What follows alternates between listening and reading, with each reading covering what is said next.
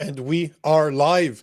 Welcome to the Political Orphans. My name is Nico Lagan, and I am your in-house conservative. To my left, Rob Ambrose, our token lefty.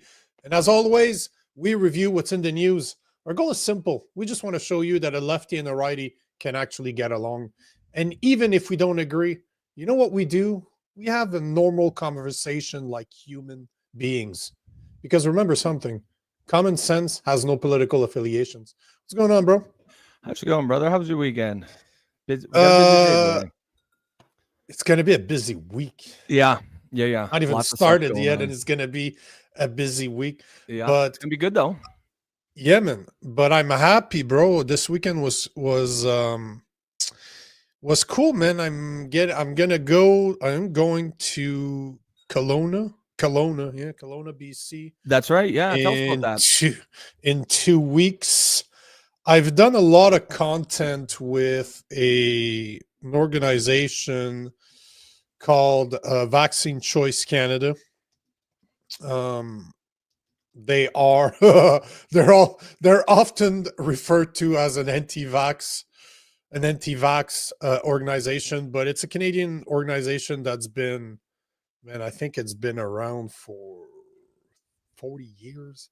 Okay. Something along those lines. Ted Kuntz, which is the guy that runs it now, or at least he is one of the main guys that runs the organization. I've recorded a bunch of podcasts with him in the past. Okay. And they are, I'm going to visit them in order to record some content. So they have a bunch of anti-vax content, of course, because as we all know, vaccines are entirely safe and reliable for YouTube purposes. But however, that's interesting. So what kind of stuff are you going to do over there? We're going to talk about specifically two things. They are trying to raise awareness for parents, new parents, or people that are going to become parents, similar to my situation, which is why what they're talking about right now really resonates with me. It's really education on all the vaccines that are being pushed by doctors today. You compare that to 20 years ago where there was a few. Now you're looking at something like 15 or 20 of them before the age of 1. Like, it's absolutely insane. Like, they're even pushing, I think it's 3 or 4 during the pregnancy. So wow. Yeah. Oh, yeah. There's like 3 or 4, right? Most people don't, and most people never question it, right? And at the end of the day, it's not one of those where I know where I stand with it. I know where my wife and I are both in agreement with this. At the same time, this is not about saying no to all the vaccines. It's just, here's some information. They have the most intensive website, I believe, in the world when it comes to information on the vaccine, on the safety, what is there, what's in the vaccine. So, like, they really touch a lot, but now they want to concentrate on really young families, parents, or upcoming parents. And he plays a big role with, I don't know if you ever heard of the NCI Canada. Maybe not. What is it? It is, hold on, I just want to make sure I find the real definition, because I always call them NCI. It stands for National Citizens Inquiry. Okay. Which, again, they have one of the biggest organization for you can see it as a citizen-led coalition to examine Canada's response to the pandemic. Yeah. So that's all. There's a lot of personal experience, a lot of people that were injured, a lot of people that they speak about it. And again, for YouTube purposes, it's either I'm not saying that vaccines are wrong. I'm just saying that having knowledge is never a bad thing, right? Yep. I mean, like, I am not by any stretch anti-vax. I think there's definitely some of them that I think are probably fine. What I really don't like is the trend lately where, like, well, you can't even question a vaccine. You can't even speak about. You can't say, even if I go and say as a liberal on the left, like, hey, like, I'm okay with that. Like I'm not anti-vax, but I do want some information about this. What is this going to do to my body? What are the studies done? How safe do we know this for sure? Anytime you get to a place where you can't even question that without being, labeled as a conspiracy theorist or what have you. I mean, that's a real problem because it's hilarious, right? Like the people who are always against big pharma are the ones who are just fucking, but like, how can you, fondling the balls of big pharma constantly? How can you justify any drug? I don't care what the drug is, any drug to say, no, it's safe. We know it's safe, therefore we don't need to test its safety. Like that, how does that make sense? The science has been settled. Of course, that's my favorite. Right? Yeah, that is always my favorite. So basically, that is the role I'm gonna play when I'm down there. I'm just gonna run interviews with Ted and the NCI to kind of highlight what they're doing. Because man, him and I have created some content and it absolutely went viral on Instagram. Like we're talking hundreds of thousands of views of just him and I having chats like this, like just like online. So I can only imagine in person. So yeah, so I'm going to be spending like 4 days there from the 28th to the 1st. That's cool. Hopefully I get to record content with people that are from there. So we'll see. But yeah, that's going to be cool, man. I'm really looking forward to it. Yeah, no, it's. I mean, it sounds like it's right up your alley. And I think, I just think even as someone who isn't anti-vax, we like anytime we get to a place where we can't question a drug, that especially when the government has a recent history of forcing us to take this drug, I can't accept that. That's bullshit. And let me go to Jason here. Jason, how's it going, before brother? You do, that's exactly my point. Like I have my own perceptions on them. I don't want to get us in trouble, so I will not. But let's just say I'm part of 9% that is not vaccinated in Canada. So's my wife. So you can see where my views are regarding our son. But yeah, at the point, I'm not there. We've spoken about this before, and I'll repeat it a million other times if I have to, but I'm never there to tell people what to think, just to provide a different perspective than what's being talked about. And that's all I want to do with Ted. As much as I have my personal beliefs when it comes to it, and obviously he does too, the goal is not necessarily to tell you what you can and cannot do. It's really be educated, or more have information, be informed. Like forget education, because it sounds like super preachy when you say that, but at least be informed. Because that's their motto, right? Is really to have informed consent. That's what they preach all the time. So yeah, and who can argue with that, right? How is that? I can't. I think it'd be wrong to just automatically reject a vaccine just because it's a vaccine without studying it. But it's equally wrong to just say, "Oh, it's a vaccine. Well, then it's safe, and we don't need to study it." That's equally dangerous. The truth, as always, is somewhere near the middle, and that's obviously the space that we on this show try to inhabit. Prairie, let's get to these. Clear these comments out. Prairie, good morning to you. Cheryl, good morning to you as well. We got Jason says using science as a shield to protect outright liars is the real problem. We are not insulting their intelligence; we are insulting their integrity. That's a great point. Yeah, 100 couldn't agree. In some cases, I am questioning their intelligence, but their integrity, 1,000,000,000%, 100%. Couldn't agree with you more, bro. Yep, that's a great comment. I think at the end of the day, I think that most people who are not ideologically driven, we just want to get it right. We just want to know what we're putting into our bodies, and we want to know that it's safe. And anything that any narrative or talking points that would demonize someone for asking those very basic questions, I think is highly suspect. Cheryl says both my sisters' first babies had autism. They're both boys. My sisters and my brother changed the vaccine schedules for their second born child after this. Their other children do not have autism. That's an interesting anecdote.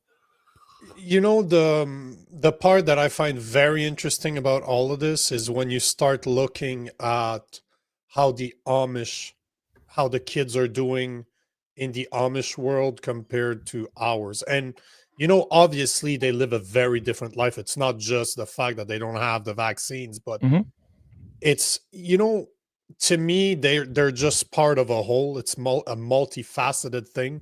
Just what they eat is different. The way they exercise is different. Look at the health of the people. They're not obese the way the 40% of Americans and Canadians are. Same thing for being overweight. So I just find it very interesting when you start looking at different cultures like Amish, but they live in the same place. They live in the US just like other Americans do, but they're completely different in all aspects of their lives, right? Oh yeah, so many ways. Their spiritualities, the way that they think is completely different. But you also see they seem to be in a lot better health than the average American too. So, well, yeah, and I bet you their obesity rates are not nearly where you never. No, if they have fat Amish out there. I don't think it's really possible to work that much and be obese. No, like I don't think it's possible. I don't think it's possible. Well, and they're eating real food, right? Like they're not eating a lot of processed crap. There's not too many overweight Jebediahs out there. Put it that way. No.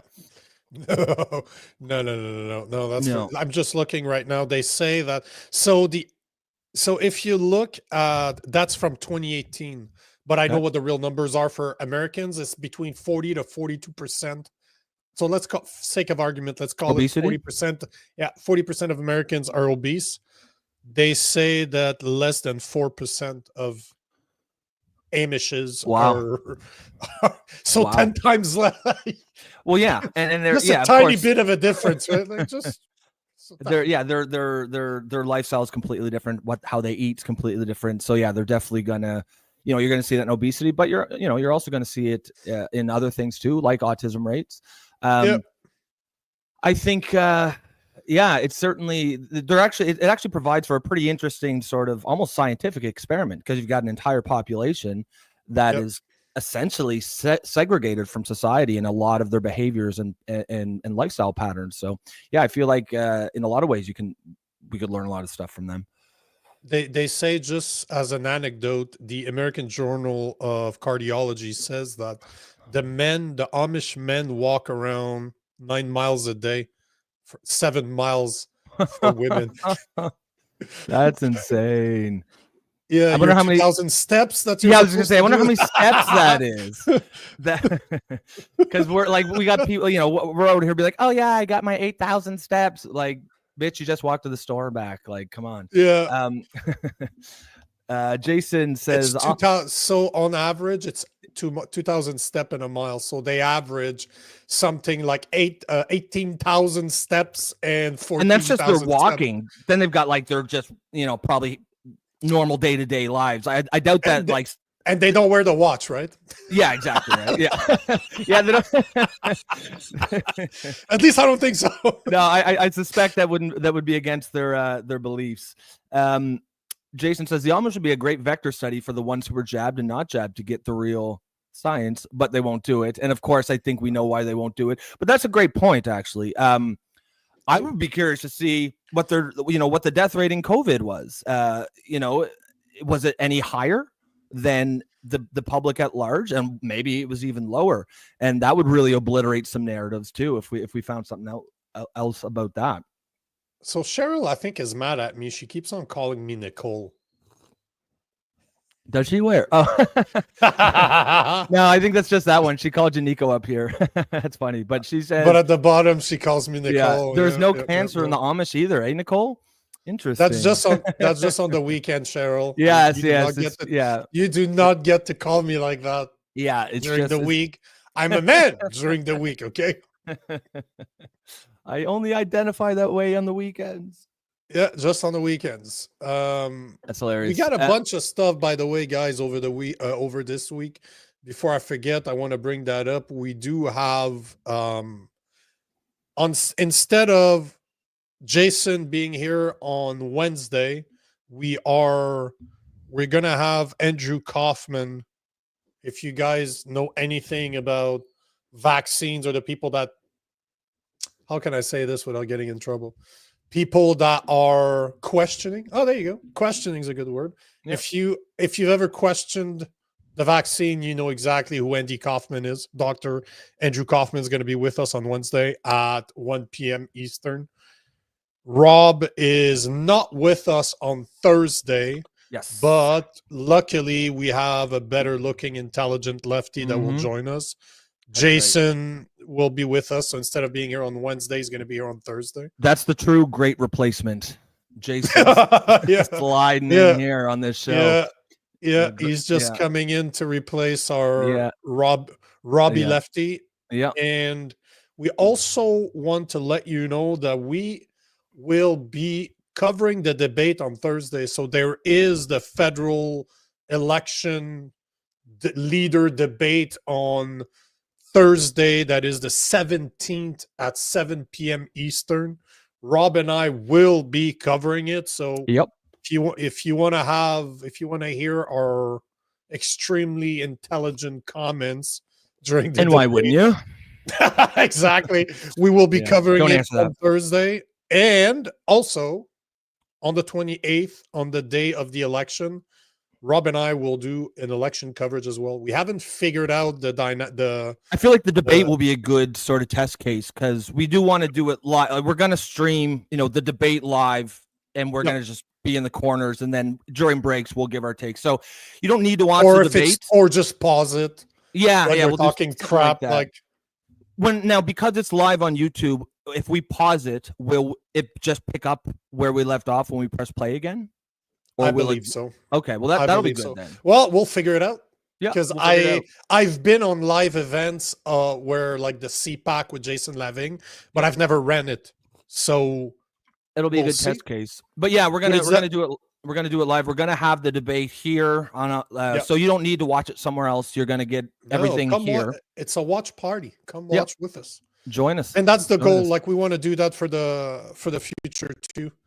So we want to make sure to cover big events like those. We will do that in the future too. So that's kind of a test run for us. And it's okay, Cheryl. You're not hurting my feelings by calling me Nicole. Nicole is probably the least. Good cover, Cheryl. Good cover. It's probably but it's probably the most positive insult I'm gonna get today. So by possibly, it's like for sure, no questions about it. So. And this is Clown War. If I remember correctly, that's Sylvie, right? Correct me if I'm wrong. But yeah, see, she has the same name as my mother. That's why I remember. Okay. So she's not a very common name anymore. It isn't. No. It's funny how names sort of like have ages associated with them. Like you couldn't imagine like a 90-year-old Brittany. You know what I mean? There aren't many like 90-year-old Britneys around. Vice versa. There's not too many 5-year-old. What's Jacques? Gertrude is a very Gertrude. Oh yeah, that's a Gertrude. Super. Yeah, Ethel, fucking Ethel, nice. Ethel, yeah. But you also have names that are attributed to jobs, all right? Like Jeeves. You know that guy's going to be a butler. He's a butler, of course he is. Of course he is. How could you not be? You're dooming your child to be a butler if you name him Jeeves. The only thing that don't change is biblical names. That's why I'm such a fan of biblical names, because they never change. Like over the few thousands of years, they're always there. They always come back. So they're strong, right? Like so, my son's name is Isaiah. They're masculine men. Oh, yeah. Isaiah's a great name. Yeah, masculine. It was between Isaiah and Noah. I've always liked biblical names. They just feel timeless and classic. Yeah, ours is Eli. So yeah. Oh wow, that's amazing. I love that. I'm a big fan of the Book of Eli too, like the movie. Well, you should love that movie. Is the full name going to be like Elijah? And then just shortened to Eli. Okay, that's just cool. Eli, just like the Book of Eli of the movie. I'm such a big that fan movie. Love that movie. I'm such a big fan of Denzel Washington, and that's kind of an homage to the name of the movie. Yet it's very biblical, so I love it. Oh yeah, absolutely. But I like names that have meaning. Like, I don't like to just choose names for, it sounds cool. No. I like to know the definition of names. And that is, saying that you're saying like something like Eli is ascension, or height as in connection to God, like I ascend to God. Yeah, because like in the Bible, that is some badass shit, right? In the Bible, Elijah the prophet was carried up to heaven to see God. Yeah, man. I believe that's a Bible factoid. Is you could as a trivia question be, what's the only man in the world who's never died a natural death? At least Eli. in the Bible, because Eli didn't die; he was brought up to heaven by God in fiery chariots. They say. That's some badass name right That there. is pretty badass. That's super badass. That's why we chose it. Fucking love that name, man. Prairie says, yes, you can pause it and it will pick up again where you pause. So that's good news, because that's basically what we'll do when we see something that we can't let go or has to be commented on. We'll hit the pause.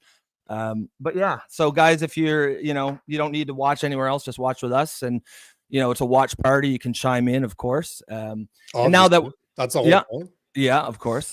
Since we're on the topic, guys, remember to like and share the stream if you like what we're bringing to the table. And of course, as always, we do this show live precisely so that we can have this audience participation. That's really what makes this show what it is. So please, if you're out there, if you're a listener and you haven't commented, drop a line, say hi. We this is why we do it live. So yeah, we'd love to hear from you. With that said, what say we? What do we got on the agenda for today?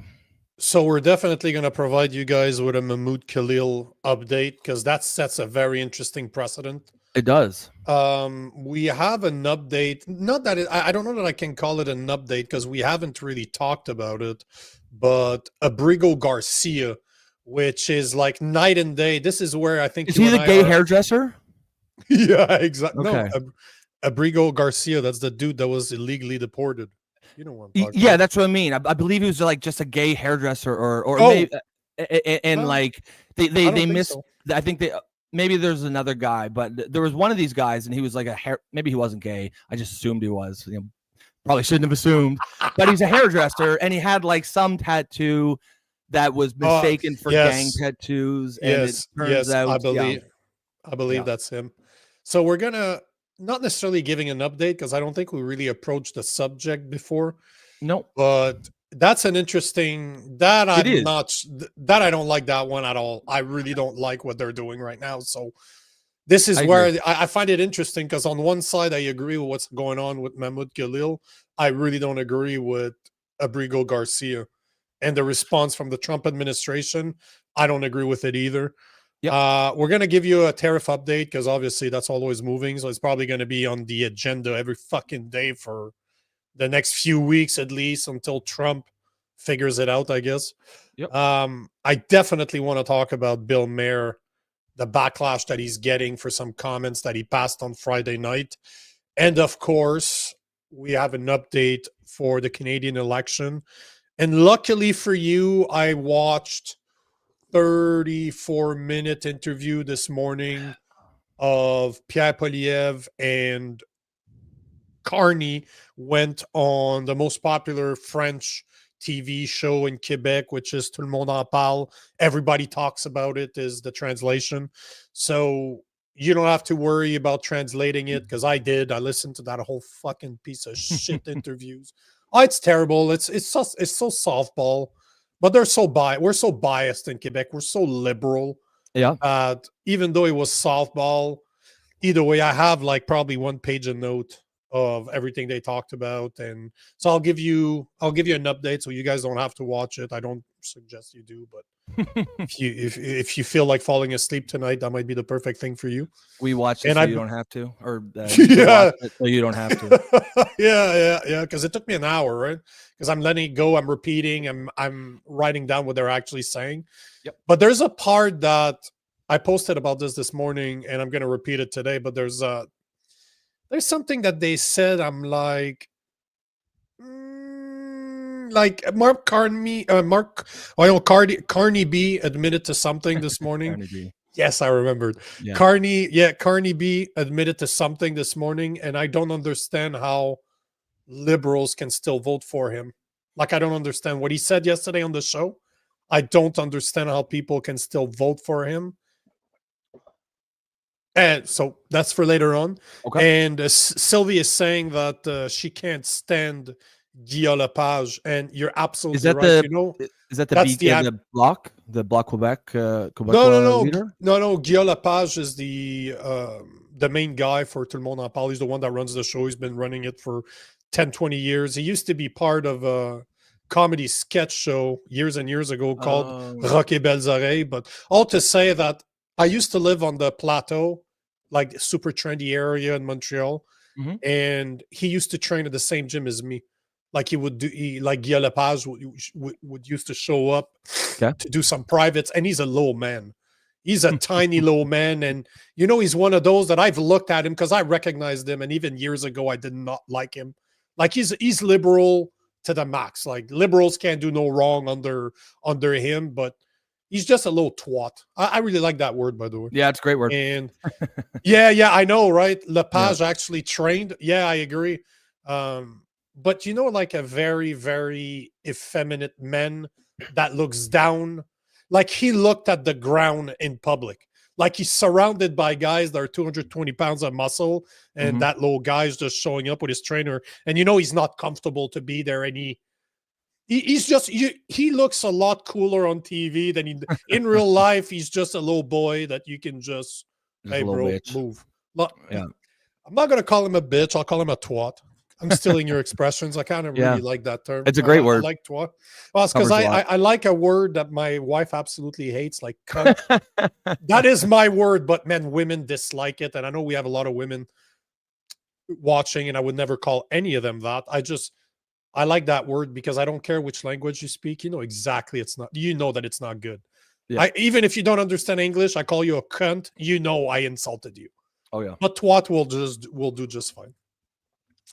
So that's what we have. So Mahmoud, Garcia, an update on the tariffs. We're going to speak about Bill Maher.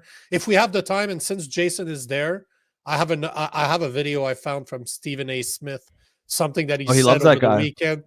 I know, that's why I want to show the video, because he said something that, it's one of those that I just want to play and let it go. Just like, here's what he said. That's it. Yeah. Well, he loves Stephen A. Smith, right? That's why. Yeah. Now that he's there, I have the video. I'm like, okay. Hey. And if we have the time, I would like to show a couple of videos from this weekend. Something that happened in Ottawa, something that happened in Montreal. They're kind of related, but some indirectly. But I'd like to get your opinion on it. Okay. It's not the Canada I grew up in. Let's just say that. Okay. Yeah. No, I'd be interested to see that. Where's it take place? One's in Ottawa. One was taken right on on Parliament Hills, and the other one was taken downtown Montreal. Okay. So if you're ready, guys, we're gonna start with the first one, and as it says at the bottom, we're gonna be talking about Mahmoud Khalil, and I do believe that you found a video as well, right? Yes, I did.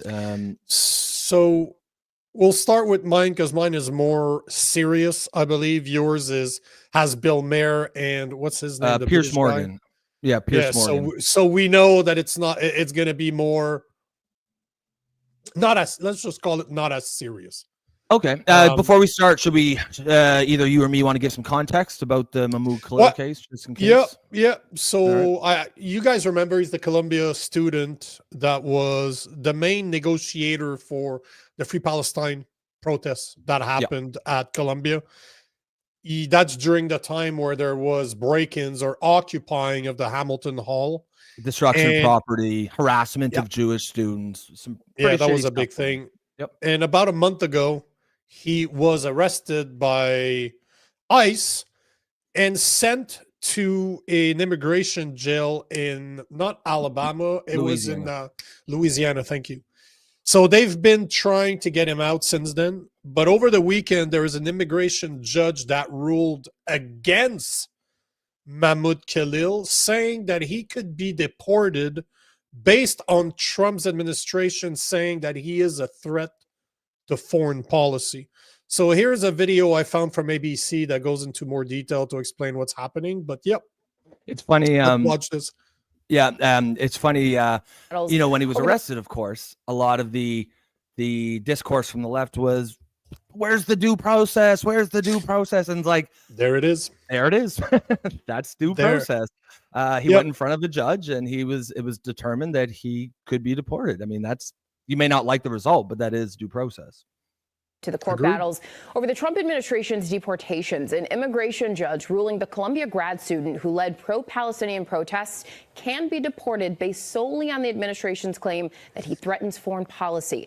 ABC's Christian Cordero joins us with the details as his defense team says the ruling sets a dangerous precedent. Christian. That's right, Janae. Good morning to you. So Mahmoud Khalil was arrested outside his home in New York last month. He was taken to a detention center in Louisiana, where he faced an immigration judge. He's not resisting. This morning, a stunning ruling against Columbia University activist Mahmoud Khalil. An immigration judge in Louisiana ruling Khalil can be deported without any evidence on top of the administration's claim that he threatens foreign policy. Khalil is a permanent legal resident, and his wife, 8 months pregnant, is an American citizen. While at Columbia, he helped lead protests against the war in Gaza. Just, I got to stop right there. You can tell the framing, eh? Like, it's just but he was deported without evidence. I mean, there was, but evidence. It's the left. Yeah, but it's the left. Yeah, it's the left. In a memo, the administration cites a section of immigration law that says a migrant is deportable if their presence in the country has potentially serious adverse foreign policy consequences. The judge essentially saying that's good enough. After the hearing, Khalil addressed the court about due process rights and fairness, adding, quote, neither of these principles were present today. This guy's never been convicted of a crime, never been charged with a crime. Very him over there. Person. His legal team blasting the ruling. Today's hearing and the finding by the judge sets a really dangerous precedent. If this is allowed to stand, anyone could be next. They now have until April 23rd to seek relief from deportation. Another high-profile immigration case had key hearings this week. Abrego Garcia was deported by mistake to an El Salvadorian prison. On Thursday, the Supreme Court upheld a lower court ruling requiring the Trump administration to return Abrego Garcia to the U.S. That prompted the lower court judge to set a hearing yesterday, which she kicked off by asking where Abrego Garcia is and under whose authority. Attorneys for the DOJ said they don't know. Now we'll talk about that afterwards, but I thought I'd let it go because they talk about the two main subjects we wanted to talk about today. But yeah, so a judge has found that just the assumption that Mahmoud Khalil was a threat to foreign policy is enough for the Trump administration to deport him. Yeah, I mean, it's again, you may not like the results, but that is due process. And unlike one of the other cases that we talked about here, I forget the name, but that woman, which is not nearly, it's not clear cut that I see, like that didn't seem very clear cut. This one seems pretty clear cut to me, just based on the actions of the group that he was a head negotiator of. His activism. Again, it isn't really about, as Jason says here, he said still no charges. Correct. I mean, and there aren't, it's not about criminality. You can, the United States government can, for many reasons, revoke the green card status of people that are in the country as guests for reasons that are not criminal. Like, there's no, it's a bit of a red herring because there's no requirement for it to be criminal in order to do so. And I think that's, again, it's worth mentioning that he's not a citizen. It's worth mentioning that he was here on the green card. So he is a guest. And that was the argument that we've made, you and I, from the get-go. Yep. He's not covered by free speech. He is not, because he's not a citizen. So we just need to make sure, because all of those reporters and journalists, when they talk about it, especially on the left, they don't talk about the fact that he's not covered by free speech. Well, yeah, and that's the crux of the entire case. Yeah, 100%. So, but that's the thing, right? Because I agree with what's happening with Khalil, because I will assume that he was a smart guy. If he actually went to Columbia University, that he was accepted there as an immigrant, he's not an idiot. That guy is probably a very smart guy. Mm-hmm.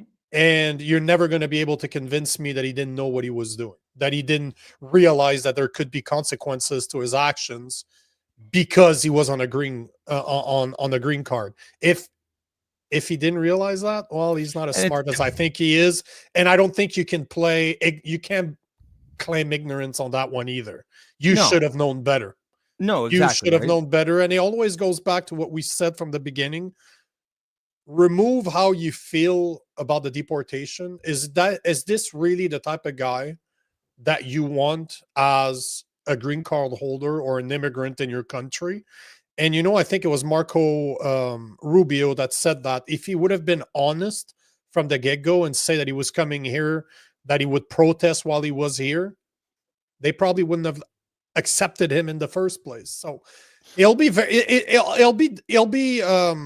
interesting to see, because he's not getting deported yet. He's still, like, I think he'll probably appeal to.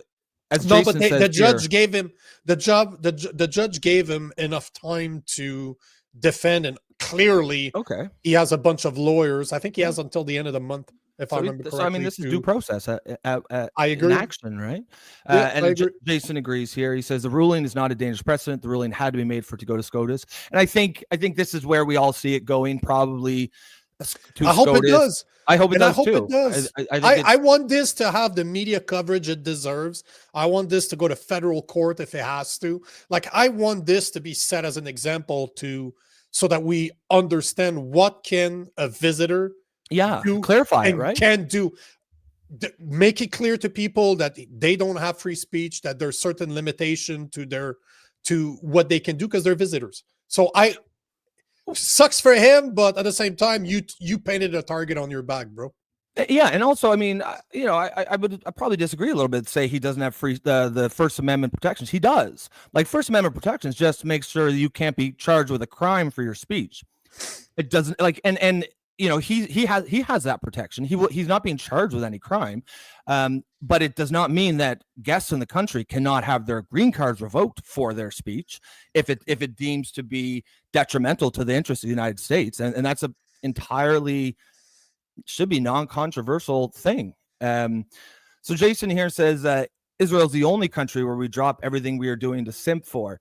You can oppose the UK or France as being murderers, and this would not happen. I mean, it's a bit of a straw man, though, because this isn't about Israel. Nobody. We've said repeatedly, at least as far as we're concerned, it's not the cause that he supports here. It's not that he's pro-Palestinian.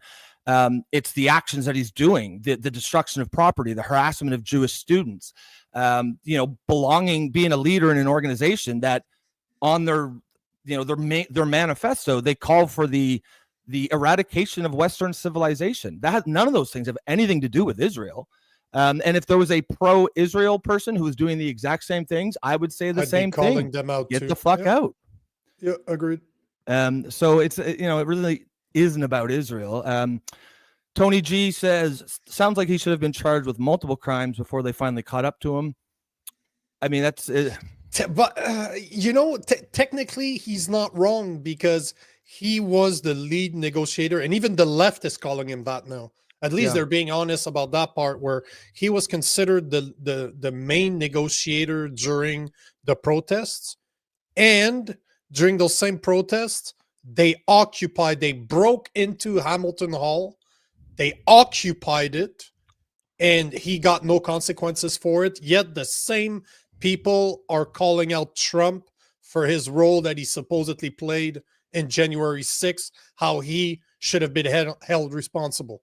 Like, if his speech where he told people not to do something wasn't convincing enough, imagine a guy that was the lead negotiator that led to invading Hamilton Hall. And I'm not saying that it's directly his fault, but by association, if you're one of the main negotiator, you're the face of a movement, and your movement does something wrong, be honest. If you're ready to hold Trump reliable for something, and he did the same thing, except come on, to be fair, I believe Jason agrees with you on that point. I think Jason would say that he'll remind us if he does or doesn't. He's not, I believe about it. Yeah, it's like that vegan joke, right?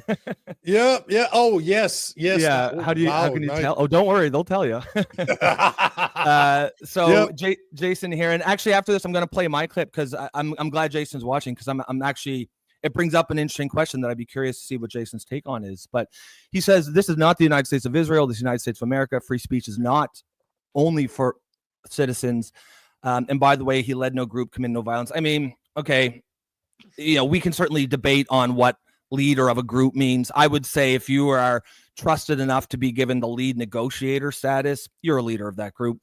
But I mean, that sure, that's debatable. But again, it's not about, it's like, so as you say, free speech is everyone is protected, and he is also protected by it. He's not being charged with a crime. This has nothing to do with criminality. The First Amendment defends the right to speech, and you will not be criminalized by the government. However, again, there's lots of things you can do that are not criminal, but that if you're a guest in the country, the America might say, we don't want you here anymore. So I'm going to play this clip here. It's only a minute or so. It's Piers Morgan on Bill Maher, and I'm interested, Jason, especially what you think of it. I'm okay with that. All right. What if I was a young student at Columbia? They're on a green card, British, come in, happy to be here, do all my paperwork, get to Columbia, and I start leading a group which is a bunch of white supremacists, and we start terrorizing black students in the way that they were terrorizing Jewish students. Well, hang on. In that circumstance, would we all be as comfortable with this, or is it the reality which was exposed by the mobs at Columbia, which is that for some reason Jews get treated differently to anybody else when it comes to this kind of thing? Because if that had been, honestly, white supremacists treating black students like that, they would be out the country in 10 minutes. In 10 minutes. That is completely true. What about if he had said all this at his green card interview? Would he have got a green card? No. Exactly what I was saying. Yeah. A prescribed terror group in the United States, you're not coming in on a green card. All Marco Rubio is doing, it seems to me, is taking it back to that scenario and saying, well, if you'd been honest then, and by the way, he was dishonest on his green card application about other stuff, which is another part of the equation, which might in itself disqualify him from staying in the country. But the idea that he would have said, I support Hamas, I support a global intifada, I support the destruction of Western civilization, now give me a green card to come and live in America, fuck off. All right. Yeah, I mean, how many times have I said that? As you look the Free Palestine protests, and as a white guy, if I start organizing all of my Christian friends and we start doing what they do, would they let us do the same thing? Of course they would. We all know that they wouldn't. And I'm not Jewish, so it just is that it's just a fact that they are treated differently. And I think Piers Morgan is absolutely right. If a bunch of white guys would have showed up here as students from the UK, and it'd be the left saying, "Get the fuck out now." Yep, and I agree with him. That's a great example. I agree and to be clear, in that scenario, he should be kicked out equally. Like if I were got a green card to go down to school in the States and I start organizing KKK rallies or white supremacy rallies and harass black students, they should kick me the fuck out. And of course, the left wouldn't have any issues with that at all, even though, again, as we've said, really the topic of the politics is not really relevant. What's relevant is the behaviors, the things that he's advocating for. And again, he's not being charged with a crime. It's just saying, okay, we probably don't want this guy in our country anymore. If he was honest on his application, as Morgan says there, he wouldn't have been allowed in the first place. So, I mean, he got 2 years that he shouldn't have had, really. So he should be lucky for that. He'll be able to go to Europe and get into any top university he wants, and he'll be a hero over there. He'll be all right. You're probably right. Absolutely, he will. He's a celebrity on the left now, right? And so yeah, he'll land on his feet. But at the end of the day, if he was really worried about this, they trot out the pregnant wife meme a lot. But if I have a pregnant wife, I'm probably not going to go and be involved in political movements that I'm the perfect example. We were in the US until 2 weeks ago. My wife is pregnant. So technically, was I out there? Remember what happened at the McDonald's? As much as I disagreed with the guy kicking me out because he didn't like what the fuck I was talking about, at the end of the day, I'm a visitor. What did I do? I picked up my stuff and I left. Like, this is the perfect example. I could have protested. I could have done something. I could have rebelled against the McDonald's of the world. No, I just took my business down the road. It is what it is, bro. Like, that's right. I was a visitor, man. Yeah, and my wife is pregnant. That's what most people do. Yeah, right. You could perfect example, right? Yeah. Sylvie says, to be fair, Morgan is a huge Israel supporter, and that's actually a great point. And I was meaning to bring that up because it should be said, just to get all the biases out there. He is a huge Israel supporter. That said, none of that takes away anything from his point. Like I'm not an Israel supporter, nor am I denying them. I'd love to go visit that country because my savior's from there. But at the same time, I just believe in common sense. I just believe that you should treat people equally. If it's not okay for me as a white guy to do that to black people, why would it be okay for them to do it to Jewish people? And if the Jewish people would be doing it to Muslim people, I wouldn't agree with it either. And I'm not debating what's going on across the world, what's going on in other countries. I really don't give a fuck. I've established that in the past, but I'll repeat myself again. What matters to me is what's going on here. I can't control what goes on overseas, but here in North America, treat people the same. I don't care your color. I don't care your religion. I just don't care where you're from. At the end of the day, treat me with respect. You'll be treated with respect too. But I don't want biases based on your religion, or where you come from. Bullshit. That's a great point. Yeah, that's a great point. Yeah, I feel like, obviously, like, we always appreciate the debate here with Jason, and I'll get a couple of these questions before we move on there. But I feel like appreciate it so much that we have him on the show. Yes, exactly. I feel like, Jason, brother, I think you are trying to take it to somewhere it doesn't really, like.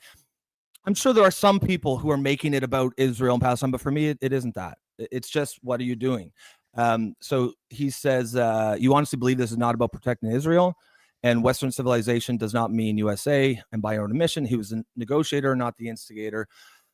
No, I mean, I don't think it's necessarily about protecting Israel. If anything, it's undeniable that the pro-Palestinian activist movement is becoming more and more destructive and divisive and to me and to a lot of people, I think. Wait till I show you the videos I want to show you today. Like I'll just fucking show them after this. Okay, because they're not long. I'll just show them, and I'll make my point. This is what's happening in Canada right now. And I'm sorry to cut you off, but he always brings up Israel in this. I don't give a fuck about Israel. I really don't care. It's all about common sense. Treat people the same. You might think it's Israel, and maybe you're right. You know what? Maybe they are protecting Israel. I don't care. I'm not behind the scene. I don't have that power. I'm talking as a commentator right now. Treat everybody the same. If it's not okay for me as a white guy to have the same behavior, because go back to the videos, you will see that they blocked entry to Jewish people. They were harassing Jewish people. This is clear as day. This is not who paid a shit ton of money to go to university. So basically, imagine a bunch of white people that would have done that to black people, to black students. We would have prevented them from entering the university where they were students. It wouldn't have been okay. So why is it okay for them? Yeah. Plain and simple. Yeah, exactly. Tony G says, criminal harassment, mischief, hate speech, referring to things they possibly could have charged Khalil with. Yeah, I mean, certainly they can make the case. I think it's better that they went this route, because then all that does is open up a whole can of worms about, well, now he is being charged for speech, and now it could actually be a free speech issue. And it'll take forever too. I'm happy with just get the fuck out. We don't want you. I'm not okay with hate speech. Like, I don't like that term. Hate speech to me does not exist. You either have free speech or you don't. Yeah, I agree with this too. Like, it's a white and black situation. There's no gray area when it comes to free speech. You either have free speech or you do not. Hate speech is not hate speech. Hate speech is the speech that you hate. Very different story. Very fucking different. Exactly. And I think somebody... Yeah. Well, Prairie's a smart girl. What can I tell you? Prairie says there's a big difference between hate speech and speech that you hate. And I agree with you. I feel like, you make that argument today, and a lot of people, like, on the left will be like, oh, so you support hate speech. It's like, no, you idiot. It's not that. It's that that's hate speech, calling them idiots, by the way. In a modern society, all rights have to be balanced against each other. Like, there's always going to be some negative effect to any law or policy, and all we can do is weigh the good of it versus a potential bad. And I agree that someone going out there doing what I would consider like actual hate speech. So let's say KKK rallies where they're talking about killing black people. I would definitely classify that as hate speech. And I still don't think that should be illegal, just because the negative effects of starting to outlaw speech that you don't like is far, far worse than the actual existence of said speech. Society will police itself. It always does, and it always has.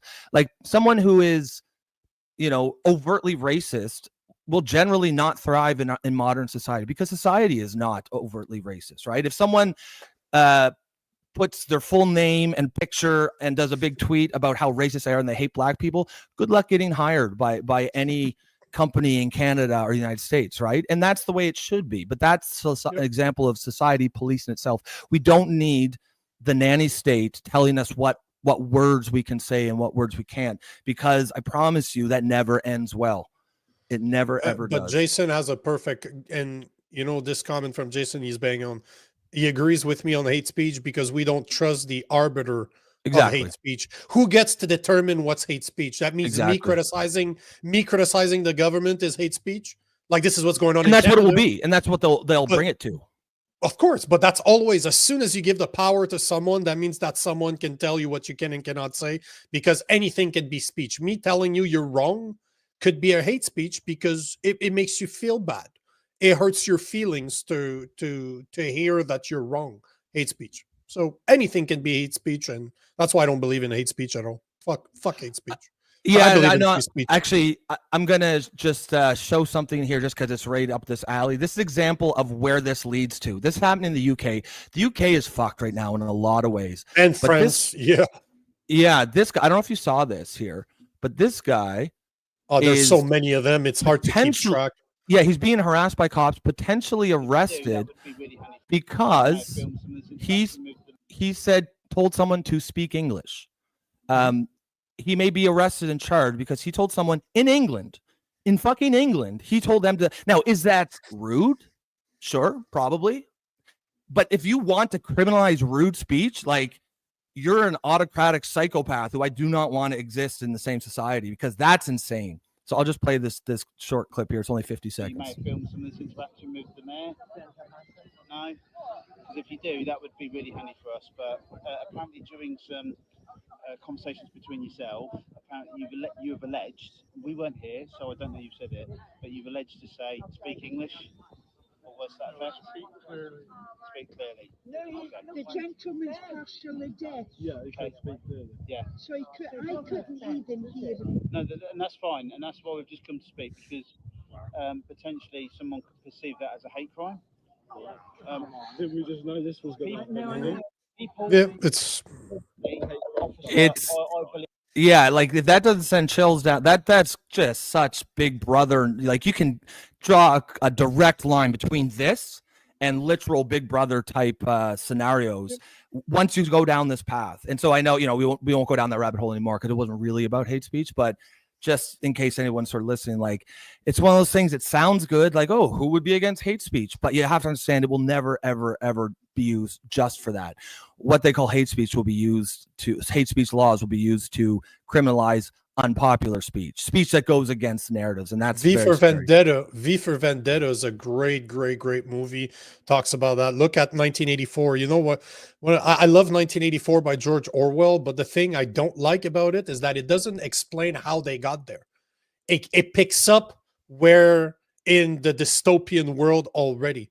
But the more, like, I remember the first time I read this book 10, 20 years ago, like 20 years ago when I first read 1984. It seemed like I wonder how they got there. Today, I'm like, I know exactly how they got there, because we're getting there right now. Yep. We're literally allowing us to go there right now. As we speak, we're going there. So, and people need to be able to recognize that. And one thing I feel like everyone and I certainly wasn't lecturing any of our audience, because regardless of our debates or our positions, everyone here, I believe, would agree with those ideas. Yeah, I mean, as Jason says here, again, when was the last time that people doing the censoring have ever been the good guys? I feel like as long as we can agree on those things, it's entirely fine to have our debates about other things. But some of these things are just non-negotiable, and I feel like free speech. Me and you both agree that's one of those things. Do we want to get some of these questions, or do we think we've played this out here now? And no, I think we did. Now, I think there's a lot of conversations that are in between themselves, so I like it. That's cool. Absolutely like it. But I would go to the next point that we wanted to talk about, which is Abrego Garcia. Kind of shows the polar opposite. The opposite, So I agree with Mahmoud Khalil. What's going on right now? I'm very comfortable with what's going on. All good with me. But the more I hear about Abrego Garcia, the least I agree with it, as in what the fuck happened? And I'm not happy with the way they're treating it either. So you saw in the last video that we played, or 2 videos ago, the video I played, where they were talking about this guy that is now stuck in a prison in El Salvador. And they're like, what the fuck is going on? That guy was deported supposedly illegally for something that he didn't commit, like it was wrong. As per everything that I'm seeing right now online, everybody's saying the same thing. Like that was wrong of the Trump administration. They made a mistake. I think they're even kind of admitting it, right? Yeah. Oh no, they are. But if you look at the following video, it's a video from WUSA 9 providing the latest update. We'll talk about it after, but that one does not sit with me well. I don't like it, and I don't like what the Trump administration is responding to, is the way they're handling it. Yep. I don't like it. Trump administration is saying that they have no legal obligation to help a Prince George's County man return back to the U.S. after mistakenly deporting him to El Salvador. Well, the judge in the case of Kilmar Abrego Garcia has ordered the government to provide daily updates on his status after the U.S. Supreme Court ruled that the administration must facilitate his return. Today, the government says that they have no updates to provide, saying that Saturday that the 29-year-old is alive and secure. However, in a second filing, the administration criticized the court, saying that the federal government, the federal courts that is, have no authority to direct the executive branch to conduct foreign relations. President Trump on Saturday said that those taken to El Salvador are now in the sole custody of the country, and that their future is up to their president, who is visiting the White House tomorrow. Of course, we'll keep you posted as this story develops. So President Bukele is indeed, it's been confirmed, he's going to be meeting with Trump today, this afternoon. But this one does not sit well with me. So, mistakes will be made. It always happens. I make mistakes all the time. So obviously, people are going to make mistakes, and Trump administration is going to make mistakes. No questions about it. They deported a guy. I don't know if illegally is the right term. Wrong. Thank you. They made a mistake. Yeah. They fucked up by it all looks like they messed up on this one. But I don't like the fact that they're not taking accountability for it, that they're like, oh, it's not our problem. Sorry, bro, but it is your problem. Yeah. You fucked up. You should be fucking dealing with the consequences. Should the judge be able to tell you what you can and cannot do? No. But morality wise, bro, you should know better. You fucked up. That is one of them that you need to take on the chin and say, you know what? My administration made a mistake. We fucked up and we're going to rectify it. I'm meeting with President Bukele this afternoon. We'll figure out how to bring back that guy to the U.S. where he belongs. Plain and simple. That is one of them that you fucked up, take it on the chin and move on. Yep. I couldn't agree more. People, you fucked up. You fucked up. Plus, Bukele's here. Bukele's coming this afternoon, and that came out over the weekend. Tell him, just say, bring him with you. Bring him in the plane with you. Exactly. Like, you could literally turn this into a win if you were Trump. If you were smart, you could literally say, you know what, guys, we're always going to fuck up. I did more than 20 years in customer service. The only thing that's true about customer service, I'm going to make a mistake. So it's not if I make a mistake, is when I make a mistake. When is my service that I'm providing you not going to work the way as advertised? So everybody knows that we're going to fuck up. You know what made me so good is that I would take it on the chin and simply say, you know what, we messed up. Thank you for your patience. We'll figure it out. We'll figure it out for you. And that's what customers want. How are you going to deal with the problem once it arises? Trump right now could take it on the chin and say, you know what, guys, we're all humans. We're going to make mistakes. We fucked up on this one. I just talked to Bukele. Guess what? He's on the plane with him. He's having presidential treatment right now, and we're going to be in like a fucking baller when he comes back. You know what I'm saying? You could have literally taken it on the chin and just say, you know what, we fucked up, but here we go. We already have a solution. No problem, bro. On to the next one. It would be forgotten in the next 2 days. Yeah, I agree. I think, and that's probably one of Trump's really big sort of Achilles heels, is that inability to admit when he's wrong. And there's a lot of power in that, in an authority, whatever the authority figure is, saying, you know what, I fucked up. I'm going to take accountability and make it right. I think as you sort of identified, there's a couple issues here. There is like what they legally have to do and just what they should do from a moral issue. Like, like you said, I don't like the arguments like, oh, we don't legally have to bring them back. Okay, that's fine. Maybe you don't, but you should. And that goes beyond just morally right. It also goes beyond if you want to retain public support for your positions. Right now, broadly speaking, the American public is broadly supportive of policies that will get rid of illegal immigrants who are criminals, right? That is a winning argument. Nobody will argue. Well, no intelligent person or serious person will argue, no, we should keep the criminals. However, that only works if you're actually getting rid of the criminal, if you're only getting rid of the criminal. So there has to be a mechanism through which they can say, if they're going to do this, we actually fucked up on this one. Let's bring this guy back and maybe give him a bit of compensation or something. Because if you don't have that, and story after story of a family man who gets picked up at work and is now in a fucking murder prison in El Salvador, that's going to really hurt support for these policies. So again, it's like, yes, it's the right thing to do, but it's also the politically smart thing to do. And Trump, one of the big flaws of his psychology is that inability. He just doubles down. And there are scenarios when it works for him, but there are also scenarios when it will backfire. And I wish he would take that lesson. As you said, people are surprisingly forgiving of people who fuck up and admit it. I don't know if you remember, people might remember, I don't know, it was 15 or 20 years ago. Remember, there's a huge scandal here in Canada with it was like listeriosis was found in like the Maple Leaf. It was like an outbreak from Maple Leaf Foods that they had like contaminated hot dogs or bologna or something that killed several people. And it was a huge scandal and such a big thing that people thought Maple Leaf, and if you're American, Maple Leaf is a major Canadian foods company, that they were probably going to go bankrupt because of it. And I remember the CEO came out and he had no teleprompter. He just fucking stood at a speech. He said, he led with, my lawyers have begged me not to do this, but I'm going to do it anyways.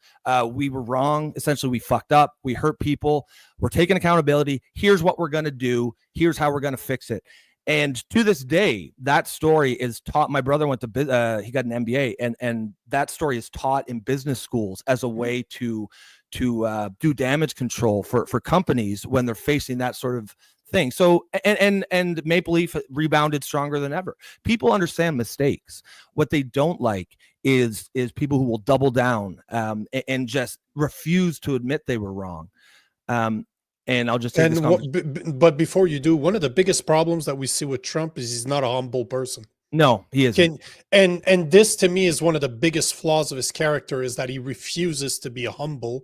Yet, what is a greater quality as a leader than to be humble, to be able to say, you know what, I made a mistake. This powerful. Is all it takes. And man, what your opponents, so all the Democrats out there that are talking bad about him day in, day out, what could they say about a guy that is humble? Yeah. Because we don't have a lot of humble leaders anymore. Like, this is not a quality, especially not in politics. But how refreshing would that be to have a leader that is ready to say, you know what? Yep, I fucked up. He'll be compensating. We'll sit down with him. We'll figure out how can we make it right. Make it right. Yeah. That's it. It's really just that simple, right? Yeah, and you have nothing to lose by being humble. You have nothing to lose. Nothing. Yes, your ego will get hit. Yes, but if you're a humble person, you have nothing to lose by admitting that you were wrong. Nothing. He doesn't have that. He doesn't have that in his makeup, in his psychology, and I think it's probably one of his big flaws. And it's something that, because if he had that, he could be a fucking superstar politician. Because he's got some other qualities that are severely lacking. That sort of like, just the ability to just execute on a plan and not like, just say what you're going to do and then do it. And that's sort of like, that's very refreshing in today's politics. And that's why a lot of people like myself who don't like the guy can still give him a grudging respect and bit of like, okay, well, I do appreciate that. Grudging respect. I like it. But a lot of that. Are you? Yeah. Oh, this fucking guy. But a lot of that, you can lose some of that the sort of the benefits of that as a superpower when you refuse to admit that you could ever be wrong, because then you just seem scary. If you're like if you're a leader willing to exercise power, people like that. But if you're a leader who like seems like eager to exercise power and you will never admit you're wrong, people don't like that as much, because then you start to think, what if I'm on the wrong end of this? Whereas I think his makeup is such, he's afraid of, he cut his teeth in the dog eat dog world of New York City real estate, right? Probably one of the most intense competitive markets. You have to be, it's like the epitome of alpha dog, chest thumping. And I think in his mind, any sort of backing down in any way will be perceived as weakness. And it can be, but I think that's not smart, because you can definitely have scenarios where you're like, you know what, we were wrong. Here's how we're gonna fix it, and it doesn't come off as weak at all.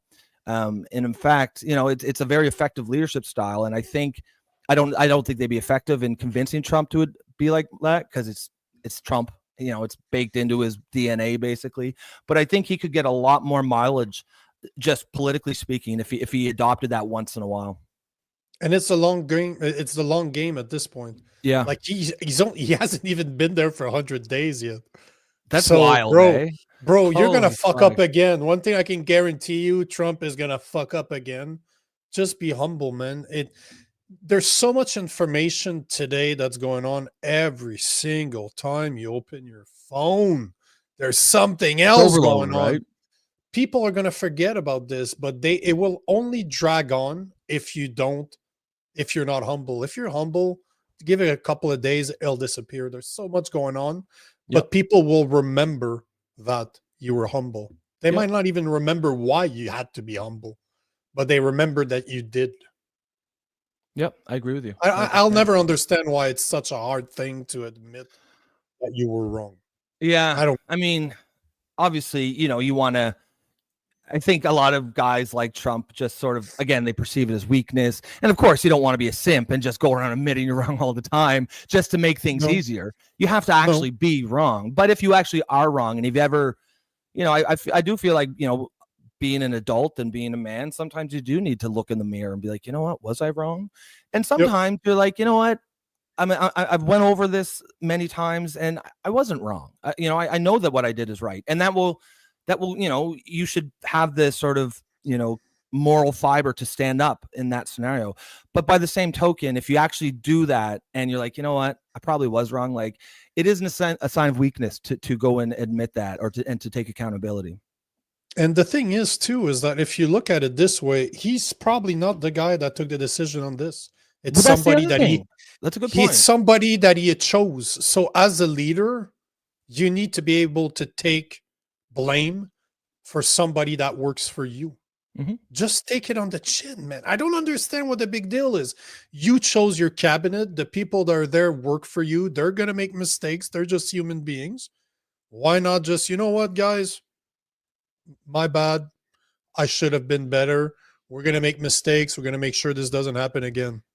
He's back. He's back with his family. We compensated him. He has the salon that he has always wanted to have, and then pop. Because I assume that you're right, that he was a hairdresser. I think he's the hairdresser guy, yeah.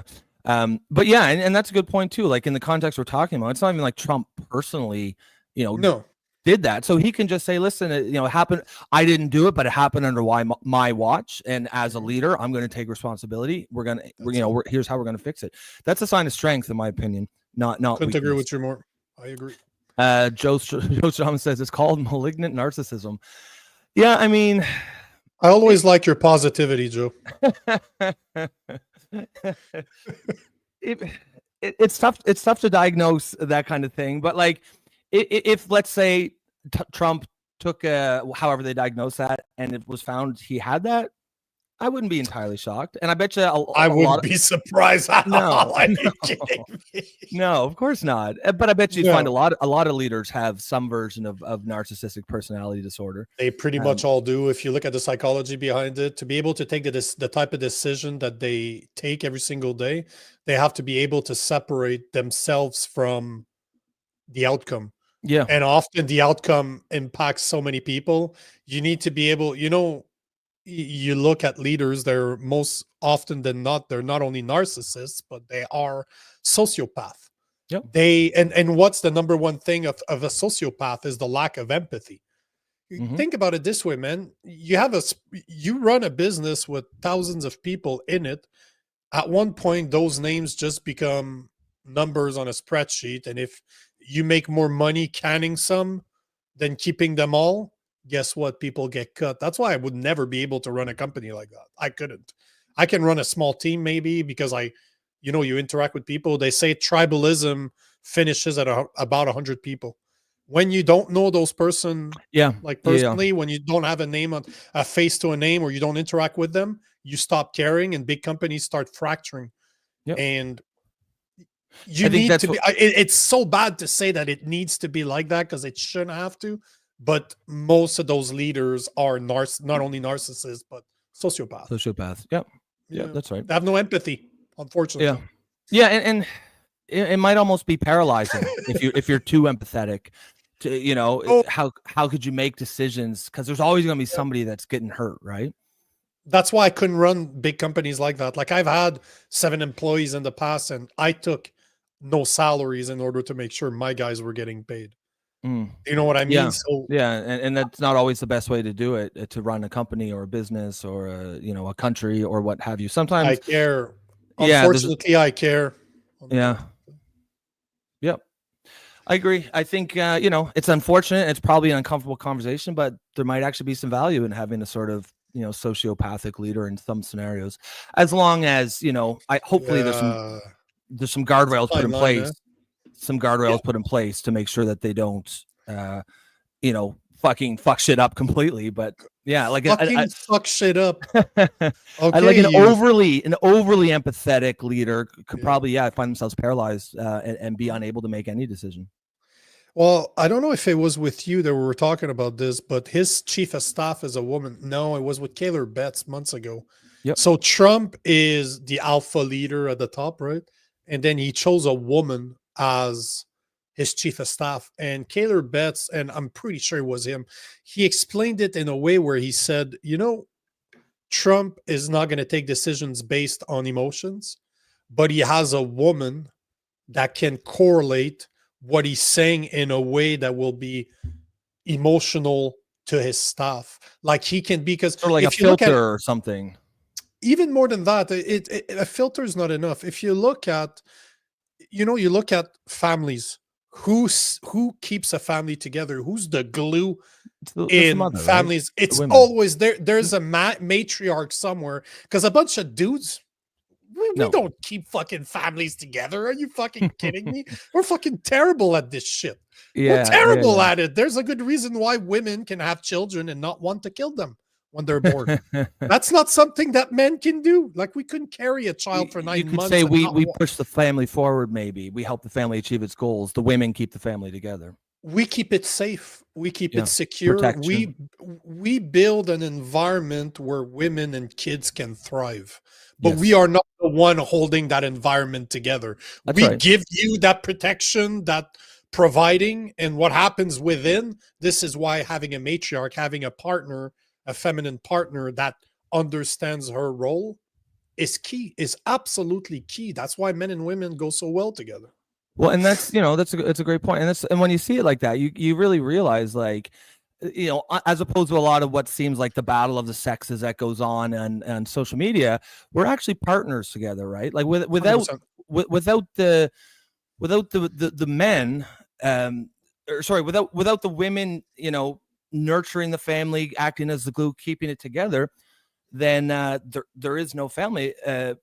there's nothing to protect, right? There's no, but without the men doing their role, then that's all at risk, right? That the family can't thrive if it's not safe. And it's not just about physical risk. It's just about, any risk, whether that's financial risk, whether that's social risk, emotional risk, of course. I like here what Sylvie says. We both have our respective roles. That's entirely correct. And these are, they're equally important. We need each other, and I think I wish we sort of got back to that idea. And it just seems like a lot of modern discourse on this issue seems to be attacking a lot of those things. How many times have I said this, that me being a protector and wanting to be the provider of my family does not take anything away from my wife? No, of course. I enable her to do her role, and because I trust her, I will do what I have to do. So the way I see things enables her to do her job, and because I trust her, it confirms why I need to do my job. You know what I mean? Like, yeah, exactly. Her, it would never. You can. That's why if you look at children, the best raised children are always raised by a mother and a father together. Yeah, it always is that way. They're always the kids that do best. Yeah, exactly. The man typically, as you said, gives creates the environment for which that family to thrive, and the woman gives meaning to the man. Without the family to protect, what do we have, right? What we have no meaning. We would be, listless and just no purpose in life, and that means our life is all about purpose. To the extent that seems like there's a lot of issues going on today, I think a lot of it can be boiled down to a crisis of meaning. So many people just don't have a purpose to exist. Yeah. What's the expression? We can finish on this, but the expression says that a man will buy a house, a woman will make it a home. Yeah, and it's simplified, of course, but it bears, it hits home as sort of having that ring of truth. So true though. The guy can work our asses off to buy the object, and the woman will make it meaningful. Yeah, like that's all it means, right? And it's a fucking beautiful thing. I'll never understand why it's such a big problem for feminists today to accept this. Because one doesn't take. I'm not saying my role is more important. I'm not saying her role is more important. But my wife, pregnant, almost 6 months pregnant, is 130 pounds. I'm 230 pounds. I'm 100 pounds bigger than her. Who's protecting who? Well, if I stand in front of her, you don't see her at all. She's not there. She disappears behind me. So let's be honest, right? And it's not a bad thing. I'll take a bullet for my I'll take a bullet for and that's her, a good thing, right? No, that's so toxic. That's so toxic. Oh yeah, of course it is. I agree. I think a lot of the discourse has been to try to demonize those things, and I also do see a pushback. You see it in a lot of like the trad wife movement. There are a lot of, I think, women who are saying, this doesn't. A lot of this stuff doesn't really speak for me. It doesn't represent how I feel. And on the other side too, there's certainly things that men do that are really shitty as well and contribute to sort of this divide between men and women. So it is not. Bro. Yeah, there's plenty of blame to go around if we want to go down that route. But at the end of the day, as you said, I think we both have our roles, but each other's, without the other person, our roles don't mean anything, right? We are partners, and I wish that sort of discourse entered, the lexicon a little more than it has.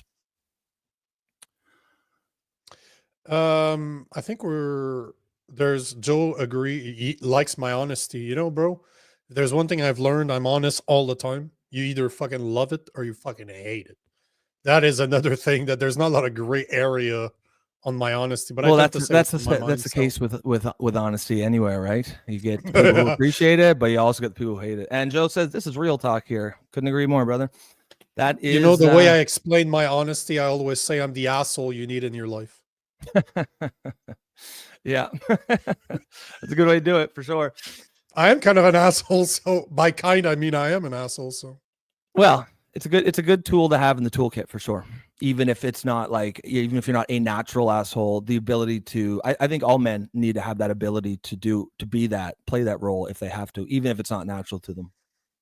It's uncomfortable, but yep, I agree, man. Yeah. All right. I wanted to give a tariff update because obviously it's going to be in the news forever. So I got a couple of videos to show. The first one is about last week we were talking about how there was 170 countries, 175 countries that came forward saying that they're ready to negotiate after the tariffs. Over the weekend, it turned from 75 to 130 have reached out to the US. So here is Kevin Hassett. He is the National Economic Council Director. Quick video on what happened over the weekend with the tariffs. So that's video number one. There's another one afterwards, but yeah. 130 countries are ready to talk. The way that I would think about it is that in the previous administration, you could sort of say, if you're thinking about it in the football analogy, is that they were running out the clock. And that what's going on now in the Trump administration is across a wide array of policy areas, we're in a 2-minute offense. And the 2-minute offense is pushing, as you've seen, the reconciliation bill through so that we get tax relief for American people, deregulation, and of course, trade policy.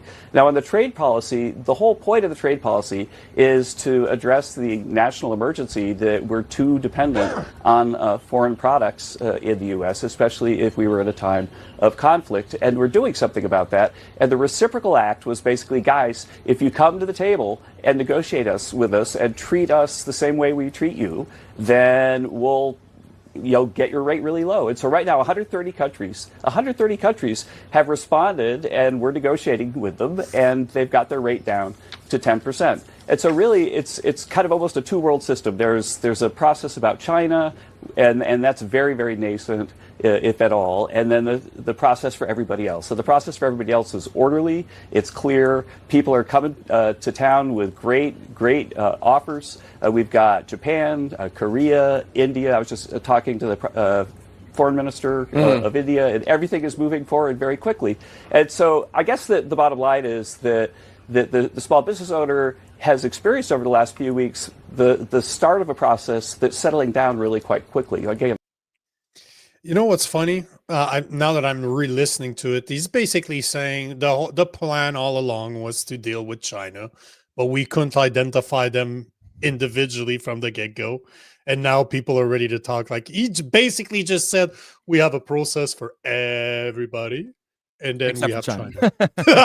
Yeah, so it seems that was the goal the whole time. That's what I figured too, like on top of lowering the interest rate, if that's really that brilliant. I assume that it might be, but yeah, it definitely makes it sound like Kevin Hassett really makes it sound like that was the plan all along. Yeah, let's just piss people off so that we can try to deal with China. Against China.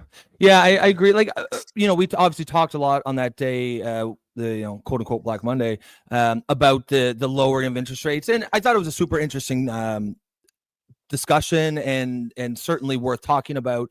I thought it was a little bit inefficient, like to tank the whole fucking economy just to get interest rates down, even though I understood the argument behind it. But I think what you said, like going after China in the way that they are, seems like, to me, always been the more plausible scenario. I think, as we've talked, we've sort of gone into all the in depth about it, but there's lots of reasons why something had to happen with China. They were in several different ways behaving in a way that, maybe it was okay in the 80s when they were still an up and coming power, but now that they're a major global superpower, you have to put a stop to it at some point. So I like I like all that stuff. It'll be interesting to see sort of where it goes from here. I feel like we're done a lot of the initial shock, and now it's just about letting everything play out as it does. But I do like I like the strategy of focusing mostly on China and not creating a scenario where it's America versus the entire world, which is what it sort of looked like it was going to happen. And I've heard lots of people on the left say, oh, well, because you said this was a plan, or you think this was a plan all along. And people say, oh, no, this is just, he didn't realize how bad it was. And then once it did, he pivoted. And to that, I would say, who cares? he got to even the if right that was the solution. case. Yeah, Even if that's the case, I want to see that from my leaders. Right? You do a plan. Fuck, it didn't work out. Let's pivot to something else. So either way, I'm okay with this. but then if you look at the next video that I have for you guys, it's a bit goes to what you were saying right there. It kind of, this raises the question: was it really planned? Was there mistakes made, or was it the plan all along? Because there was a confusion. I don't know if you heard about this, but on Friday night, somebody, I don't remember where it came from, but it was somebody from the Trump administration, alluded to the fact that there would be some exceptions, like electronics and semiconductors would be excluded from tariffs. And obviously we're talking about Chinese goods, because remember when I shared the article last week that was showing that that an iPhone could go up to like $3,500 US. Funny That's enough, they wild. talk about this in this video. So I got a video that kind of shows, maybe like it's a CBS video. Obviously, it's more left leaning, but it kind of questions, what is there confusion right now? Is that a mistake? So it's interesting, because as much as I think that the plan all along was to go after China, I don't think they did it perfectly either, right? I don't particularly think. Fuck up at all. Yeah, I don't particularly think it's like all according to plan. No. At the same time, I want to see from my leaders the ability to alter course or change course if things are not going according to plan. And I like you said that, because that's a perfect introduction now, for this President video. Trump is disputing the idea that he granted tariff exemptions for some electronics made in China on Friday. A U.S. Customs bulletin released said that they would be excluded, but now the president is saying there was no exception, and the levies are, quote, moving to a different tariff bucket. Okay, are you following that? On Face the Nation, U.S. Trade Representative Jameson Greer told our Margaret Brennan that there are discussions happening behind the scenes. It's going to be up to these countries to come to the table, continue coming to the table, and make these kinds of offers. I mean, the reality is we're working around the clock, day and night, sharing paper, receiving offers, and giving feedback to these countries with respect to how they can better achieve reciprocal trade with the United States. Nancy Cordes joins us now with more on Trump's changing, it seems, tariff policies. Nancy, good morning to you. There's been a lot of confusion because of the public statements coming from different White House entities and the governments when it comes to this potential tariff exemption for electronics. So just going to pause that there just to take this question from Joe here. Joe says, you guys both recognize that China is a monster of our own creation, correct? 100%. Yeah. Reagan's mission to disenfranchise the working class by outsourcing U.S. manufacturing gave China the opportunity to become the power they are today. 100%. Yeah. I mean, we talk about that regularly. It was even before that. It was Richard Nixon who really went over and opened up China to U.S. investment in the 70s. And it was entirely a self-inflicted wound. And now when I say a self-inflicted wound, that implies that I mean it was a bad thing for a lot of people in America, specifically the owners of capital, big business. It was actually a great move. And it was entirely done to help the bottom line for American corporations. And fuck the middle class, fuck the working class. Who cares about their jobs? And when they got essentially outsourced to China, that was it. It was just sorry about your luck. And now hope you find your way. And a lot of people, especially in that Rust Belt, did not find their way. And that breeded intense anger, intense resentment. And that was the wave that Donald Trump first rode in on in 2016. And I believe probably again here in 2024. So yes, this was entirely American inflicted. And I mean, if you think of all the wealth that China has now, if you watch like their military, the dams that they're building, the massive infrastructure projects, the cities that are essentially empty that they've built for I don't even know why. All of that money the vast majority of that money came from American consumers buying shit. So if you think about it, if they had not done this, if they had not created this system where American companies could offshore to China, all of that wealth would have remained in America. So as rich as America might seem today, they would have had America's wealth and China's wealth if they had just not done what they did. And much of that wealth would have been in the hands of the middle class. But the big business didn't want to do that. The prices were too expensive, or labor was too expensive. They didn't like the regulatory system. They didn't like having to, pay money to clean up, job sites after they've dug mines or factories or whatever they wanted to do. And they went to a place where they could do whatever the fuck they wanted for much cheaper. And it definitely benefited the American stock market, the bottom line of many of these companies. And it absolutely decimated and hollowed out the American middle class and working class. And that's why, we talked last week about, we had someone on here who was sort of like arguing that, oh, this is just MAGA right-wing Republicans and blah, blah, blah. I'm like, well, really, the policy of tariffs to try to bring some of this manufacture back is fundamentally, it's much more at home on the left. It's something Obama could have done, and he would have gotten accolades, right? And if it hurts big business and it helps the middle class, so it's pretty interesting to see the left freaking out about it. But of course, they're shooting the messenger, even though they would like the message if it came from someone else.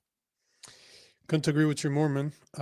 One thing I wanted to know to mention, because I know men or guys are fucking on top of shit. Can one of you listeners right now tell me what? Because there's something trending right now about Mark Carney, and since we're gonna go there in a couple of minutes. There's something trending right now saying that Mark Carney just admitted that there were some people in his party responsible for planting fake buttons at a conservative at a conservative conference. So I don't know what this is about. Have you heard about this? Like, I don't have no fucking clue what this. All I can imagine is like, those big red buttons. Like, it says something stupid, but supposedly that some of his campaign staff distributed fake buttons featuring Trump-style language at Ottawa Conservative Conference. So Sylvie here says, I don't know if the button story is true. Sylvie, could you maybe just let us know? It's going. Is it a scandal? It's trending, but it's okay. Trending I gotta look this up like, as we it talk is here. Really trending all over the place, like videos upon videos upon. Is there something more to it that I'm not? Because like to me, I just think that's kind of funny, like a prank or something. Is there something more to it that like what they put like okay, I'm looking at it here now. You know what? Hold on. There's a video that keeps on being shown and shown and shown again. So how about we start doing this? We're all gonna listen to it together. Okay. Now let's do it. see. I think I'm gonna find one that's a bit longer. Yeah. This one, there you go. This one seems to be a minute and something. It's always pleasant to hear our prime minister speak. So here we go. Just confirm to me you can hear it. I just want to come back to the buttons we were talking about. You said this was unacceptable and you have apologized to the Conservative Party. Will you fire the members of your team that distributed those buttons? The responsible people for this issue have been reassigned within the campaign. Kate McKenna from the CBC. Hi. Members of the Liberal War Room, so the Central Campaign, distributed Stop the Steal buttons at a Conservative event. Given the anti-democratic implications of this phrase, how much does this event undermine the trust in the way that the Liberals operate? And what have you done in response to these revelations? Thanks for the question. Look, this is totally unacceptable, to be absolutely clear. And I, on behalf of my campaign, I was unaware of this behavior, but on behalf of my campaign, I apologize for it unreservedly. Okay. I've made it absolutely clear to my campaign that this behavior or anything approximating it or in that spirit is unacceptable, cannot happen again. Okay. So apparently it is true because he's now, admitting it. He sounds like it's true. It's obviously sketchy as fuck, and I'm not sure. I'm not sure that I necessarily believe he had didn't know about it. On the just as a hesitation, did you see the amount of time he said right then and there? To me, there's some type of involvement. Is he the one that said to his staff to do it, or did somebody propose it and he just like? I mean, I was gonna say on, yeah, just being. Is it my phone? Is my phone ringing?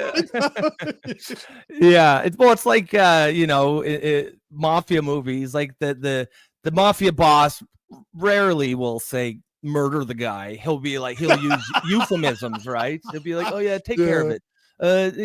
Give him a talking to, but everybody knows what that means. Because I'm going to give some credit where it's due a little bit, because we were just talking about, taking accountability. He at least did take accountability. I liked that and said, yes, we did this. It was wrong. I'm not sure you can say he fully took accountability when the consequences was he just moved the staffers to another part of the campaign. Like thank you. Fire I the guys. Going to say that. Yeah, fire them. That's accountability. I'm just trying to see if there's a better explanation, because now I'm really fucking curious. I'll take these questions while you do. Guys, this is exactly why you're going to need to start supporting us, so we can have somebody in the back end that does research for us. Exactly right. How awesome would it be to have a researcher, like, as we're going, just, hey guys, speak about this, it's breaking. That would be the ideal, right? Just of course, because now I have no clue. And we can kind of do that. About. I mean, we're kind of doing that now, but yeah, it'd be a lot smoother if we had our own fact checker or our own researcher. I don't want a fact checker. Our researcher. Our own researcher. Yeah, we don't need a fact checker. fuck that shit. Apparently, men can become women. Nah, bro. No, bro. Says fucking ChatGPT says so. Prairie says there are criminal charges for these actions. They can be, for sure, as she says here, violations of the Elections Act. It sounds a bit silly at first, like buttons, but yeah, once I saw the buttons, I don't know if you saw them. No, I'm just looking for an article that would explain it. I'll just show. Stop this steal. Yeah. Oh, jeez. Okay. Yeah. Here's what some of them look like. Oh, I saw those. I thought they were a joke. I thought they were just lock Justin up, stop the steal, make Canada great again. And of course, what they're trying to do is tie the Conservative Party to essentially a Canadian MAGA, which is not actually, accurate. No. It's not. It's definitely some sleazy, dirty pool for sure. That's for sure. If they are found guilty of doing that, and obviously Carney just admitted to it, that his staffers actually did this, that should be election interference. And if there are criminal charges, he should be held responsible. This to me is like the same thing as Mahmoud Khalil being the chief debater or the face of a movement. This is no different. If it's your staff that did this, bro, you should be held accountable. Well, you if nothing else, fucking fire the guys. Like that seems to be the obvious. But they've been reassigned. So we're sorry we got caught. Sorry we got caught. Yeah, they got exactly right. So they got probably got a promotion, to be honest. A little bonus in the paycheck. But again, let's see how the news takes this, because we all know that if the Conservative leader Pierre Poilievre would have done that and they would have gone caught, CBC would be all over this and just like going fucking crazy by now. Oh, they'd probably it's not the case. Demand his resignation. Which is not the case right now, right? So it will be interesting to see. Sylvie says Poilievre won't let people in his rallies if they wear MCGA. It doesn't flow as well as MAGA, eh? That's stands for Maple Make Canada Great Again, or hats. They have to go through security and take it off, otherwise it won't be let in. So I mean that adds some context here, which makes this, in my opinion, even worse that the Liberals did this, because like if Poilievre is taking this seriously enough to, like, because he knows that it would probably be bad for the Conservatives electorally if they are able to be tied to Donald Trump, because he's obviously not extremely popular among especially the Canadian left or the moderate left, and it does seem like Poilievre's trying to make inroads in that moderate left for the people who are like me, sort of disgusted with the state of the political left these days. So yeah, I guess to do something that goes directly against Poilievre's specific strategy does seem very much like interfering. When you first said buttons, I was like, what, like a prank or something? But it seems like a little more than that. I thought buttons as in bouton in French, which is a button you smack on, right? So do you not remember the what was it? It was the new Radio Shack.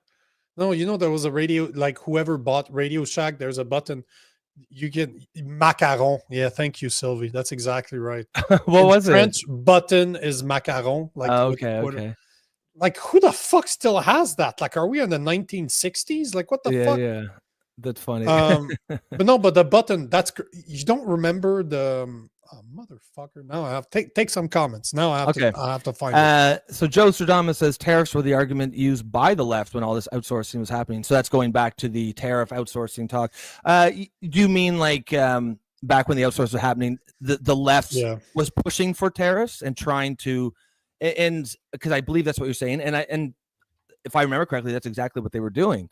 And the logic, because back then the left was, at least on paper, in theory, was the party of the working class, the party of the middle class and working people, and so it seems like they actually cared back then, and so they perceived tariffs as maybe a good way to stop the offshoring. Because at the end of the day, the only reason that offshoring happened is because it made economic sense or financial sense. It increased the bottom line so much. And if you add tariffs in a way that changes that equation so it no longer makes sense, then the companies would not do it. They weren't doing it because they love China or they want to help out the Chinese people or they want to build the Chinese middle class. They did it because it made sense economically. It helped the bottom line. And so, yeah, as you say, I mean, these were left-wing policies. And now that Trump's actually doing them, they're freaking the fuck out. And it just shows the sort of intellectual rot that's occurring on the left, right? Like, it's not really about policies that help people. It's not really about, doing things that align with your values. It's just about opposing the other side, going against Trump, no matter what Trump does. This is a policy Obama could have done, and he would have had broad support among the left. And now the right would have been freaking the absolute fuck out. Right now, the business wing of the right side are kind of freaking out. Yeah, right now the business side of the wing of the Republican Party is kind of freaking out, and that's how you know that this policy is not a traditional Republican policy, because it's if it works the way Trump wants it to work, it will be it will help rebuild and restructure the American working class and middle class at the expense of the bottom lines of big business, and that doesn't get more traditionally left wing or leftist than that. But because it came from Donald Trump, the left can't see past their Trump derangement syndrome. Like, did you see that button? Like, this is what I meant. Like, the source had something like that. You just it was either that would be funny. That would be funny. That's what I thought it was. That's what I thought it was, and it had different words like, "Hey, this is MAGA. Hey, this is MAGA." When you press on it. Yeah. That's what I thought. That would be funny and a prank. As Tony G says, then fire them, Carney B. They got promoted more like. Yeah, that's what I mean. Like, yeah, okay. On the one hand, he took accountability by saying it was unacceptable. We shouldn't have done this.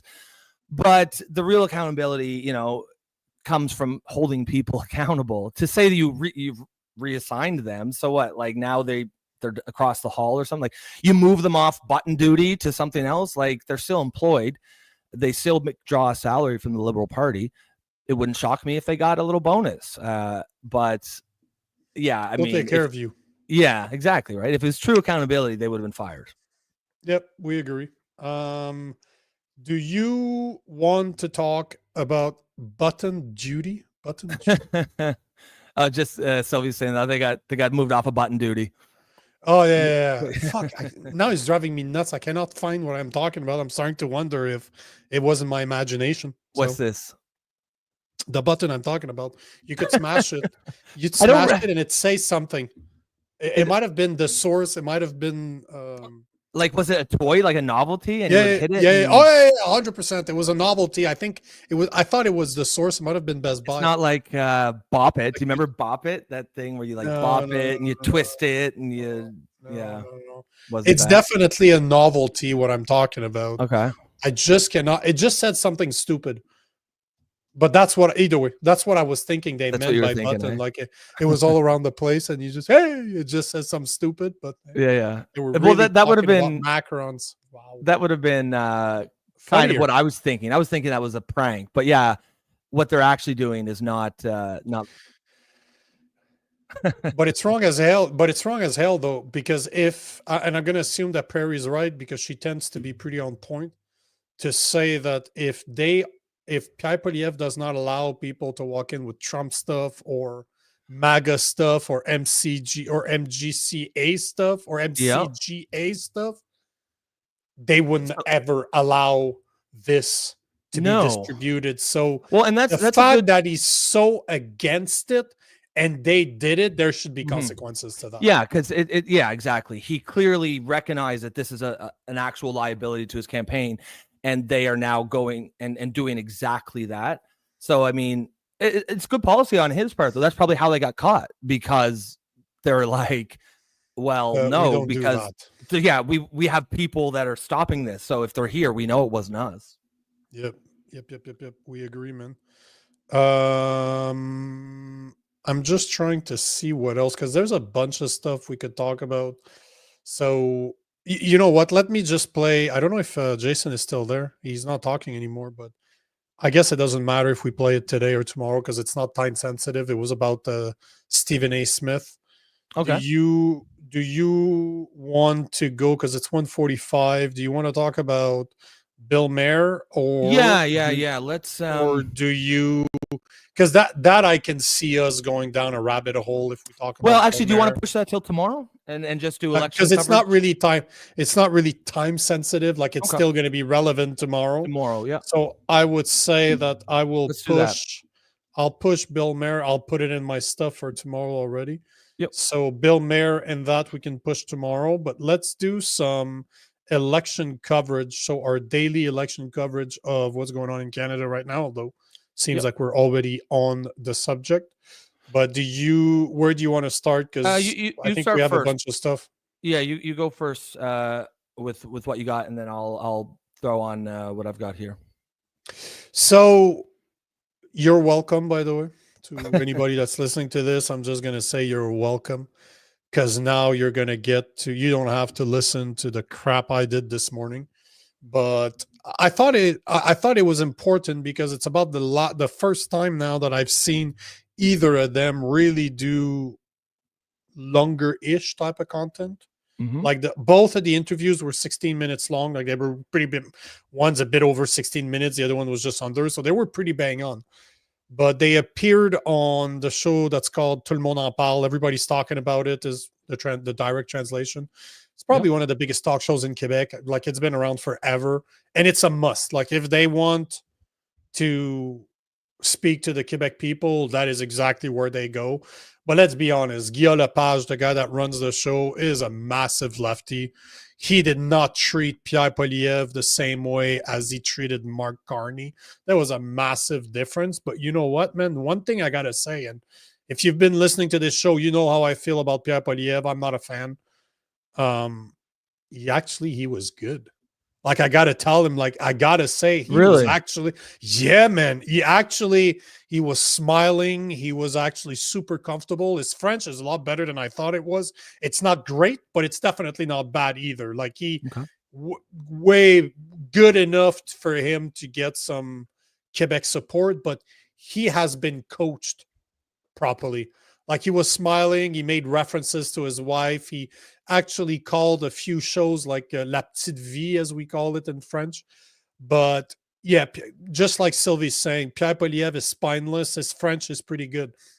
It's hard for me to disagree with that. But he actually said something yesterday that it was about fucking time that he said. Obviously I'm translating, but I'm literally translating word for word. One of the things that he said is that we cannot control Trump, because he was asked how he would deal with Trump by Guillaume Lepage, and he's like, we can't control him.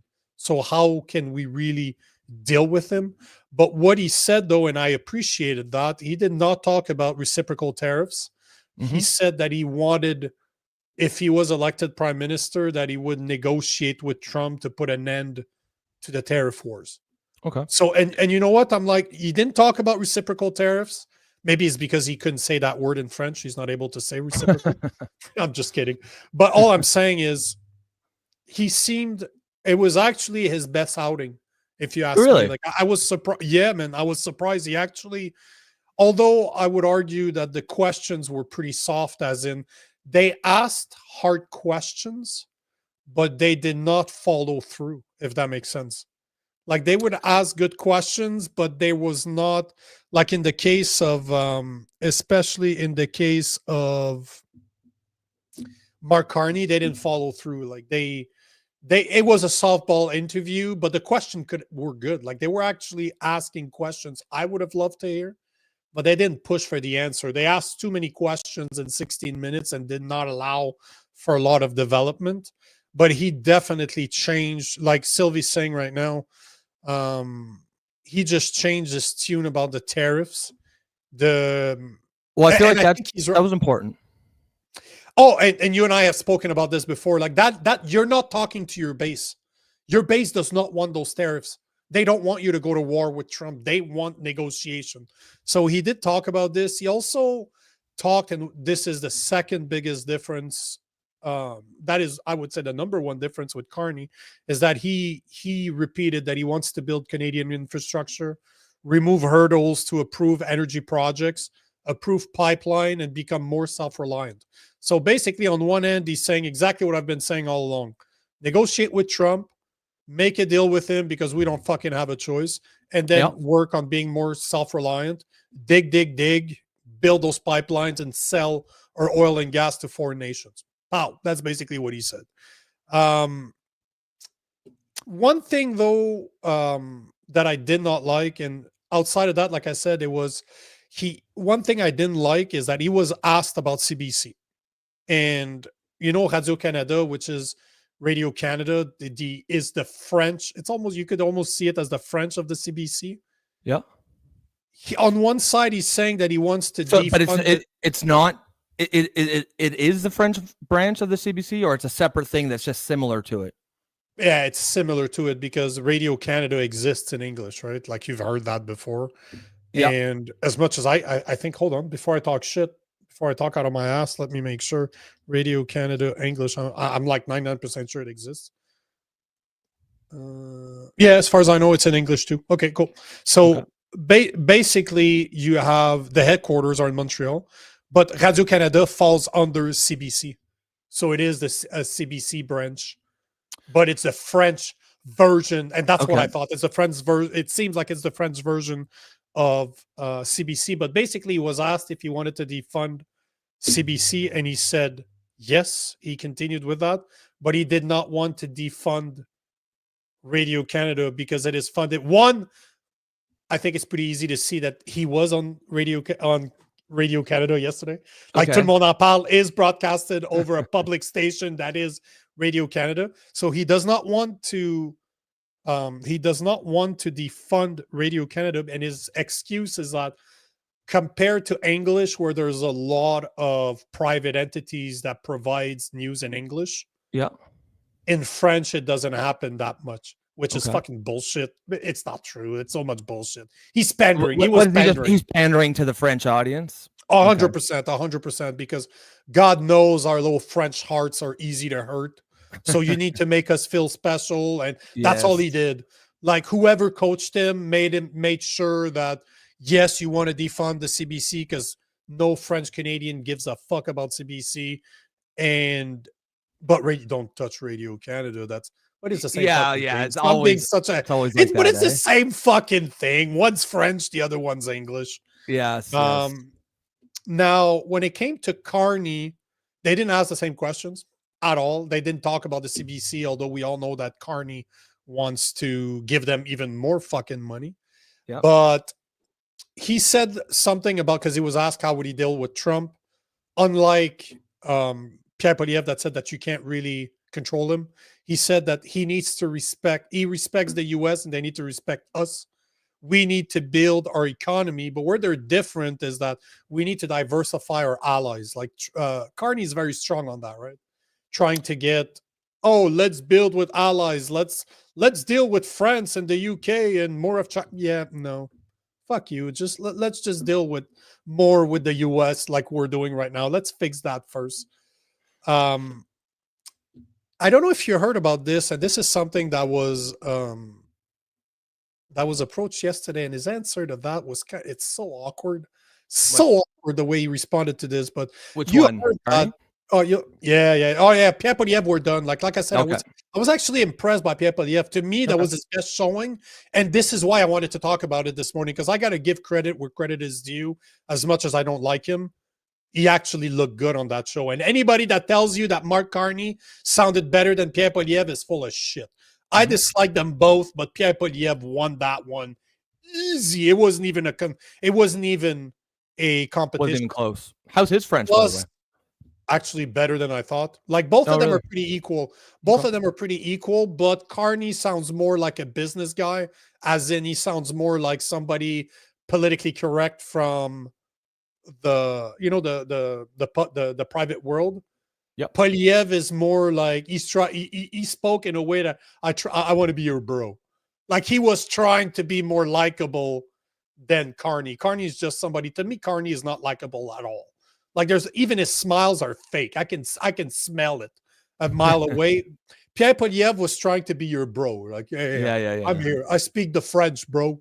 Like Eating I speak the French. Oh yeah, yeah, exactly. But one of the things that I don't know if you heard about this, but Carney over the weekend paused this campaign, so he's not on the road. I did hear he's that. not on the road anymore. So it's the third time in 2 weeks that he pauses because of the tariffs emergency. And But he's not even negotiating on tariffs. He's not talking to Trump about tariffs. That's my point exactly. But Yeah, Guillaume okay. Lepage called him out on it, and Guillaume Lepage he basically answered the weirdest fucking thing. But he started by saying, it's a lot easier to be a PM than to be a candidate, because as a PM, you deal with the day-to-day stuff, but as a candidate, I need to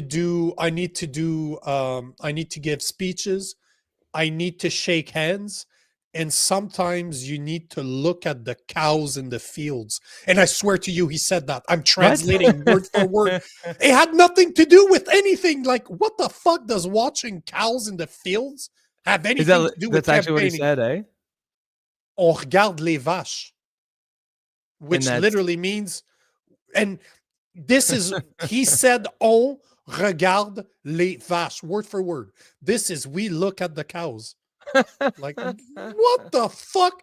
And if you look on the French media, if you look at French conservatives, they're all like, what the fuck was that guy talking about? Like, no, it's not an English saying. I've never heard on regarde les vaches. Like, isn't it? Till the cows come home. Would it make sense? Till the cows come home, maybe? No. Like that's a saying. Joe Stradamus says, I have never heard about this before. But all I'm going to say is that there's a few things, like Guillaume Lepage asked him solid questions that I was actually curious to know the answer, but he never pushed the answer. Okay. Like he just responded, and whatever the fuck they said, they let it go. The main difference is that with Pierre Poilievre, they were cutting him off while he was trying to answer. And Carney, they were finishing his sentences. They were helping him find words when he was struggling. Pierre Poilievre, they would cut him off during his answer. That's the main difference between the way was it obvious that, or was it you kind of had to look for it to see the difference in? Is it obvious? I dislike them both. So I looked at it as in, how did they perform? If I would have said, I would have had no problem to say that Carney performed better than Poilievre, but he didn't. I would have been okay with saying that Guillaume Lepage actually helped Poilievre finish his answers and make him sound better, but he didn't. It was definitely Carney. So whoever disagrees with me, you're biased, because I'm looking at this from two guys I don't want to vote for. So I'm like, I don't like them, but that was the best showing. But one of the things that was interesting is that he asked him about who would be the best to deal with Trump. And he continued by saying, one of the things that you talk about all the time is that you were at the head of the Bank of Canada during the 2008 crisis. And Carney likes to brag about this, like how it's because of him that the country yes, of went. course. He led the country through it, right? Of course. But then Yeah. Stephen Harper last week started saying, he's like, hey, bro, you're taking way too much credit for this because it was my finance minister, James Flaherty, that actually dealt with it. You didn't do anything except basically do what he told you to do. He's the one that took the hard decisions. And it's funny because Guillaume Lepage actually mentioned this, but of course he didn't answer the question. And that's what I mean. Like, he let him go around saying, you know, I was the head of the Bank of Canada, and I did work with Flaherty, and I worked with Jean Charest from Quebec, and that was his answer. So he never answered the question. No. Same thing, like he was asked about tax havens, because I don't know if you heard about this, but supposedly he just set up a new company in Bermuda Cayman. or something. Yeah, either the Bermuda or Cayman Island for $5 billion. So he was asked about this. Again, completely fucking avoided the question, like, oh, the hard workers of Canada do like the way our tax are here in Canada, but we definitely need to make some changes. Like, nothing. He did not answer the question. And again, like I said, they didn't pursue him. Like, they didn't. Yeah. Okay, hold on, sir. You didn't fucking answer the question. Can you fucking answer the question? But the one thing that was worth that fucking brutal interview was what he said when he was asked, what is the main difference between you and Trudeau? And I swear to you, those are word for word that I'm just translating from French to English.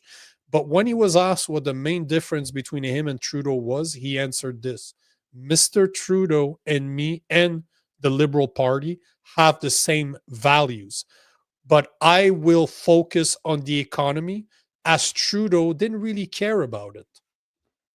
He literally said this word for word in French, that his values and the Liberal Party values are the same as Trudeau. The only difference is that where Trudeau didn't really care about the economy, he's going to do better. Yet, let's not forget that Carney. So I don't know what's worse, right? What's worse, that he just admitted what we all knew, that they all the same, that they just changed the face of the guy. They put somebody in place of the Liberal Party that's even worse than Trudeau, because let's not forget that Carney was the one mentoring Trudeau on the economy during COVID. He was the one that was there. And you can go back. I found the articles from 2021 where they are openly talking about how Mark Carney is helping Trudeau on the economy during this tough crisis. So what's worse, to have a guy that admits on camera that he has the same value as Trudeau, meaning that there's no difference between Trudeau and him outside of how he's going to handle the economy, yet he's the one that was helping Trudeau on the economy during COVID. So no matter how you spin it, it sounds fucking bad. Yeah, I feel like I don't like when any politicians do this sort of thing, what he just did, where, like, so he said, Trudeau didn't care about the economy, but I will. And then that's it. Okay, that's fine. But tell us specifically what you're going to do. Like, how are you going to focus on the economy? Because the fact that you're focusing on it isn't a good thing or a bad thing. I guess it's a good thing that you're focusing, but like, if you're also going to enact policies that would destroy the economy, then I prefer you didn't focus on it, you know? Like, tell me specifically what you're going to do. And I hate that. It's not just Carney. A lot of politicians do this. I mean, I guess I know why they do it, because then they don't have to be held to anything if they don't say anything. But that's why it's the job of the media, especially the media in a debate, to hold people accountable. Like, ask them to clarify what they mean. But again, you know, it seems like it in French, it's kind of the same in English, where, you know, Carney's going to get a pass on a lot of the stuff. I'm looking forward to Thursday. I'm looking forward to the debate and see. Yeah, it's going to be a lot of fun. Actually, we should plug the show after you're done that, or just we'll plug it again. We'll plug it multiple times, but it will be interesting to see how the questions that they're asked and if they're challenged in their answers. Yeah. No, I agree. I think that'll be really interesting. I suspect, honestly, I don't even know. It'd be really. I'm really interested to see like how, again, the media deals with, because by now I'm sure everyone has heard the accusations that they're sort of seem to be in the tank for Carney. So it'd be interesting. Maybe some of them might overcompensate and try to go the other direction to show that they're fair, or maybe they won't. But that'll be one of the things. It's on CTV, right? It's not on CBC, at least. Okay, that'll be one of the things I'm watching for sure. It's on CTV News. how the media treats them. Because you can tell if you looked at the American debates, they were highly favorable to Joe Biden and to word salad Kamala Harris. Yeah. Like nobody in their right mind can say that they were fair to Trump. But when you looked at the Walls and JD Vance, they were a lot fairer to JD Vance. Yeah. It's very interesting. They were not fair to Trump, but I wouldn't say I watched the whole thing with JD Vance and Walls. I watched all the debates. I didn't feel the same attacks from the moderator, because you're not supposed to be there to attack people. You're there to ask question, make sure they answer the question, make sure that you respect the time that they have to answer the question, give an opportunity to the other person to rebuttal, vice versa, and then that's it. You're not supposed to be calling out. I shouldn't be able to tell if you're right-leaning or left-leaning as a debate, as somebody that is moderating a debate. I shouldn't be able to know. Yep, I agree with that. And it'll be honestly one of the things I'll be watching as much as the candidates will be to see how the media does treat them. And so, guys, if you are listening, just a reminder, we are going to do live election or debate coverage. That'll be this Thursday on the 17th, I believe it is. So we're going to go live probably 15 minutes or so before it starts, just to get everything teed up, which I believe it's 7 p.m. Eastern. Okay. Yes, so 6:45 Eastern, we're going to start our live coverage. So, we're going to have it basically in the main screen is going to be the debate, and then we'll be there on the sides giving commentary. So you don't need to watch it anywhere else. You're going to see the entire debate here. So please tune in for that. I'm going to one of the things when I was doing, finding things to talk about here. New polling came out, and this one by Main Street Research, who is a legitimate polling firm. They're not I don't believe that they Yeah, I saw that. Has conservatives at 44%, which is very interesting. What's the source at the bottom? I think just Main Street okay, source April 13th. Okay. Main Street Research, April 13th. Yeah, so this is brand new. And I've seen this poll at several different places. So it's even on like CTV and stuff. So it's getting it's some credibility there. So I thought that was interesting. Remains to be seen. Do you remember offhand what the PPC got in terms of percentage on the last election? I think it was 4. I think it was 4 or 5%. But I think that right now I'm not surprised by the 1% because they're really hard on the vote splitting. The vote splitting thing. That's what I was thinking. That's where I was going with that. And not only that, but remember this. They don't have people in all of the writings either. Sylvie's right there with us, there for us. 4.9%. What did I say? 4% or 5%? Yeah, so you're about bang on. Yep. Yep. So we'll see. But I've said this last week. Those polls are wrong. They're so wrong to me that if you judge just by the people that are showing up to Pierre Poilievre's places, the people that are talking for him, he's winning. To me, is the same thing as what happened in the US. The polls were showing us that it was face-to-face, that it was basically head-to-head the whole time. It was not. It wasn't never close. was. Overnight, maybe when Biden got replaced, it equalized. That I believe it. That it went like people are like, "Whoa, black woman president, fuck yeah!" And then as soon as she started talking, you're like, yeah. Same thing. What I'm seeing about Carney is the same thing. Every time that guy opens his mouth, got a big bump at first for sure.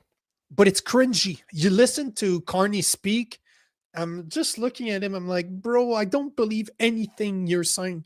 If you're trying to sell me right now, sorry, not sorry, you're failing. I don't understand how people are falling for him. I don't get it. Can I take a couple of minutes for another? I just wanted to show some videos to you, and I just found another one. Jesus. It's just, I'm going to post about this afternoon. I made a video this morning about this. It just bothers the hell out of me. And I think we've spoken about this phenomenon before, and I believe that you're on the same page. But here's what happened so I don't know if you saw this, but over the weekend in Ottawa, there was a massive protest for Free Palestine again. Okay. I will show you a video I just found of an oversight. Obviously, it's a drone, but I will show you this video. I just found it before I show you the other one. Bro, it's just, I find it very interesting how they can do that, and the truckers got in trouble. But here's an overview of this weekend's protests in Ottawa. And this ain't small, bro.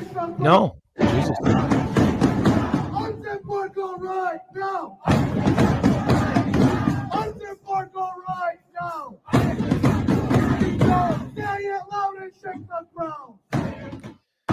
So I'm happy I found that to put some perspective to this, but what I really wanted to show you is there's two videos. The first one is a video taken from in front of the parliament on that same day. This is just an overview, obviously, but here's a video that was taken that day. I don't know, bro.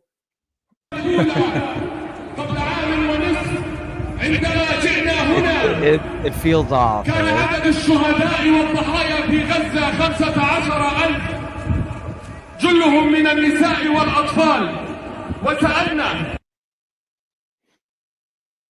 got to be very careful, man. That's all I got to say. And you know, before the people tell me it's fake and stuff, I know personally the people that posted that took those videos. So I'm like, if you trust my opinion, like if you trust me as the content I produce, this is how I trust them. I know that those people are obviously, they're biased, they're conservative, no questions about it, but they wouldn't fake those videos. Like, well, no, I mean the videos are the videos, right? Like that's I don't think anyone doubted that. Maybe they do, but that's wrong. Like it's clearly like those are, that was in the media too, these protests, so they're definitely real. Sylvia says, does that sound right to you though? This is a place I grew up in Ottawa. Like I spent half of my life in Ottawa. We used to go to those hills all the time. You can go there, like the Rideau Mall is literally right there. You can walk from the Rideau to there. I used to be there all the time. And to hear people speak Arabic in fucking Canada on this, to me, once again, has nothing to do with tolerance. That's a show of force. This is in your face. It's an act of dominance, no doubt. How is that any different from what we see in the UK, what we saw in the UK years ago, what we saw in France years ago? Now it's totally normal. They do it everywhere. But this is the path that we're going down.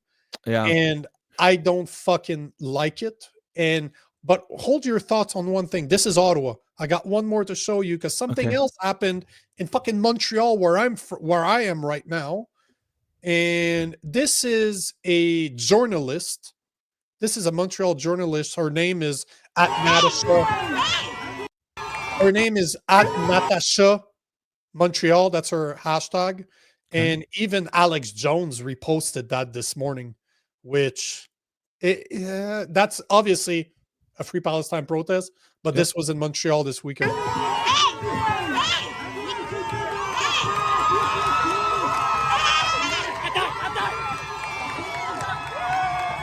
Head first on cement.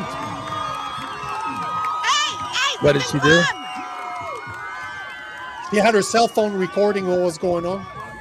She's really? Journalist, yeah. There's another video that shows her. She's recording the police officers. But look at that, man. Face on the pavement. Sylvie says she thinks there's a background story in Natasha. I'd certainly like to hear about it. Just my eyeball test right now, that seems very excessive. Can you imagine that was a black guy? Does that sound familiar? Yeah. It's just, and look at that. 1, 2, 3, 4, 5. There's 6 guys around her. And once again, you know what bothers me the most? You know what bothers me the most about this is not even that she was arrested the way that she was, although I don't agree with it, is the fact that they're protecting the protests once again. Did you see how they're actually in between the protests and people? That bothers me. That bothers the hell out of me. Why are we protecting those people that are protesting for another country? Why is this acceptable? Like this whole shit, why is this acceptable? And if me and a bunch of my Christian friends would do the same thing, would we be accepted? Are they going to be held responsible for holding up traffic, for blocking traffic like they accused the Freedom Truckers to do? What would happen if they did that for 2 weeks? Would they be allowed to do it because they're brown? Because they're Muslims? Like, this is the part. And I'm not saying, like, at one point, be constant. Like, this is always what I ask. And we all know that if it was me with a bunch of Christian dudes that did the same thing, we wouldn't be allowed to do this. No. We would not be allowed to do this. No, definitely not.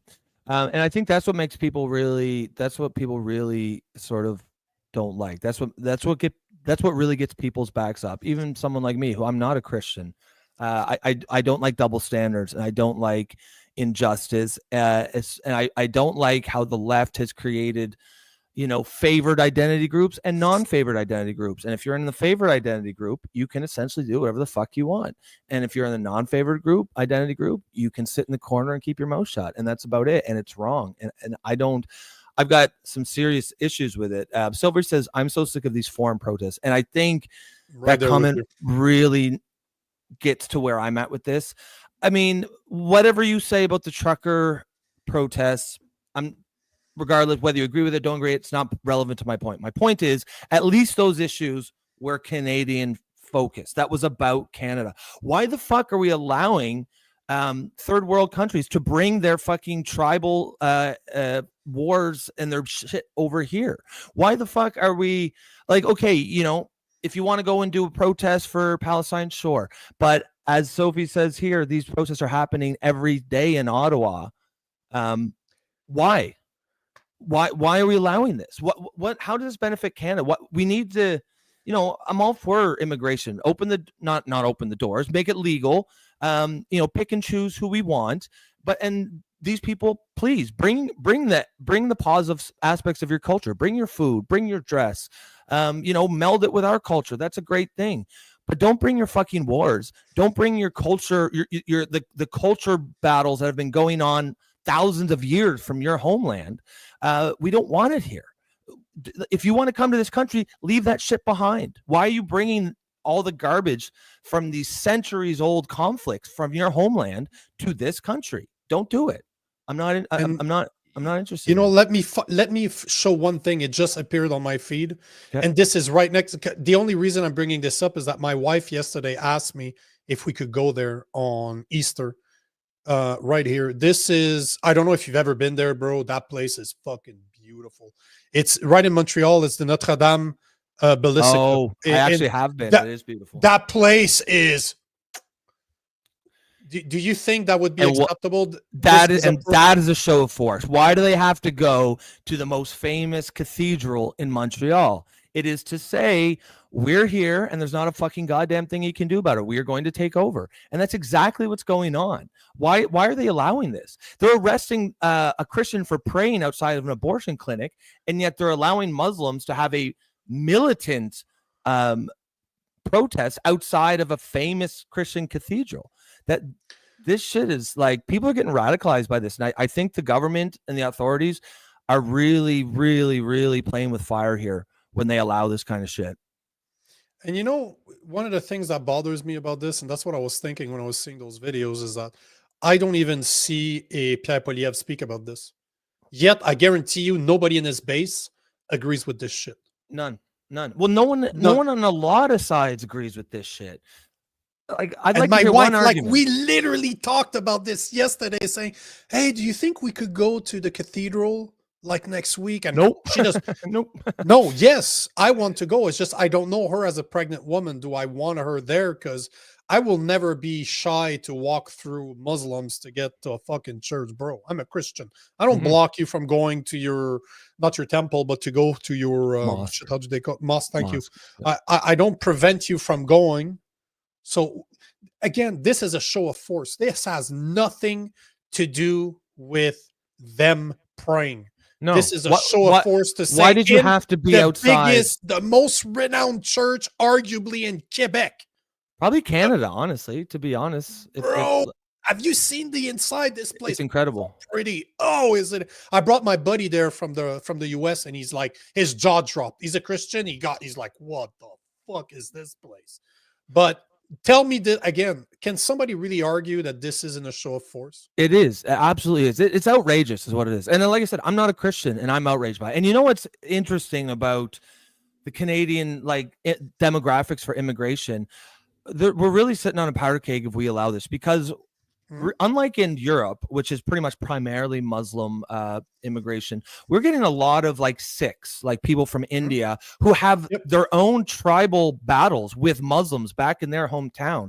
And so now you've got this large group of Sikhs and that like Khalistanis and other Hindu Muslims who are bringing a lot of their tribalism sort of battles from their country here. And now at the same time, we're allowing Muslims to do these shows of force. And it's creating a powder keg. And it's all because of they don't want to offend the Muslims, because in, the identity politics that has overrun the left, Muslim immigrants are ranked very highly on the hierarchy of oppression, which means they can do whatever the fuck they want. And if you are a white guy or a Christian or anything, if you speak out, then you're going to get treated like that woman did there with the camera. But the opposite is not the case. You would not be allowed to do a Christian protest outside of a mosque. And why isn't someone doing that? Why like maybe it's time that people started, if only to highlight that, because I bet they wouldn't allow it, but they'll have to say why they wouldn't allow it. And it would probably be something like it's considered hostile act, or it's hate crime. And then you have your answer. Okay, so why are you allowing it over here? Why do we have to bend over as natives in this country? Like, we were born here. Why do we have to bend over and submit to a religion that we don't believe in, just because we don't want to hurt the feelings of these militant Islamists? That's fucking it's bullshit. And people are getting fucking radicalized. I'm sure, like, just almost listen everyone. To you, I'm the Christian here. I'm a liberal, man. Like, and I am not alone on the left of people who feel this way. At least in real life. I know online it seems like the left is all in broad agreement with it. But a lot of the people I know in real life that are liberals they'll coach it in a lot of like, well, it's as long as they're this and that, I support their rights to vote. Yeah, we get it. But the gist of what they're saying is they're concerned about it. And people are, the Canadian government is sleepwalking into a major ethnic crisis here that they have no, because eventually the Christians and the people who are born here are not going to put up with this, and they're going to start pushing back. And but it might be too late. That's the thing. And this it might be. This is what worries me the most right now, is there that much time left? Because I know for a fact if a Carney gets into power, this shit is never going to end. No, this is only going to get worse. And I'm hoping that if Pierre Poilievre wins, that would be different, because now he doesn't have the balls. He's a spineless leader, right? But if his base is telling him to do something, he likes to be popular.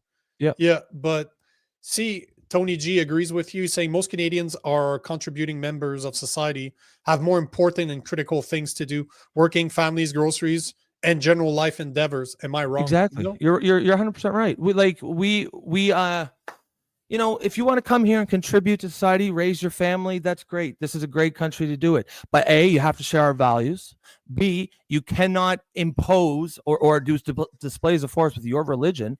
And C, you got to leave the bullshit from your home nation or your homeland where it is. There's a reason why you're fleeing. And why would we want people here who are going to import the conflicts that are often centuries or thousands of years old into our country? It's nonsense. It's absolute nonsense. And as Prairie says here, Tony says, these guys have absolutely no intention of being Canadian or want anything to do with civilization. And Prairie agrees they do not want to assimilate to Canadian values. That is the crux of it. We are under no obligation to accept people who hate us, who do not share our values. One of our values is secularism. Even people who are Christians understand they can't shut down streets for their religion. And why are we allowing the Muslims to do it? It's wrong. and it's going to lead to some major problems down the road, and all to avoid an uncomfortable, like they don't want to get, an article in CBC calling them Islamophobic, so they allow this. And the result of it, if it goes unchecked, is going to be so much worse than a bad article in the CBC. And I just, Sylvie's right about this, saying that the only person talking about this is Maxime Bernier. Like, he's literally saying, I'm starting to get there, to be honest. But the thing is, though, Maxime, and correct me if I'm wrong, Sylvie, because it's hard to keep up with every single thing every single politician says right now. But I agree with you that Maxime Bernier is saying we should put a pause on immigration so that we can reassess and reevaluate who we want as the next Canadians. But at the same time, did Maxime speak against those protests as well? Because that I don't know. That I don't remember hearing, and I might be completely off here, but I don't remember hearing any politician speak against those Free Palestine, as in this shit needs to stop and it is a show of force. I don't remember seeing that from any politician right now. Correct me if I'm wrong.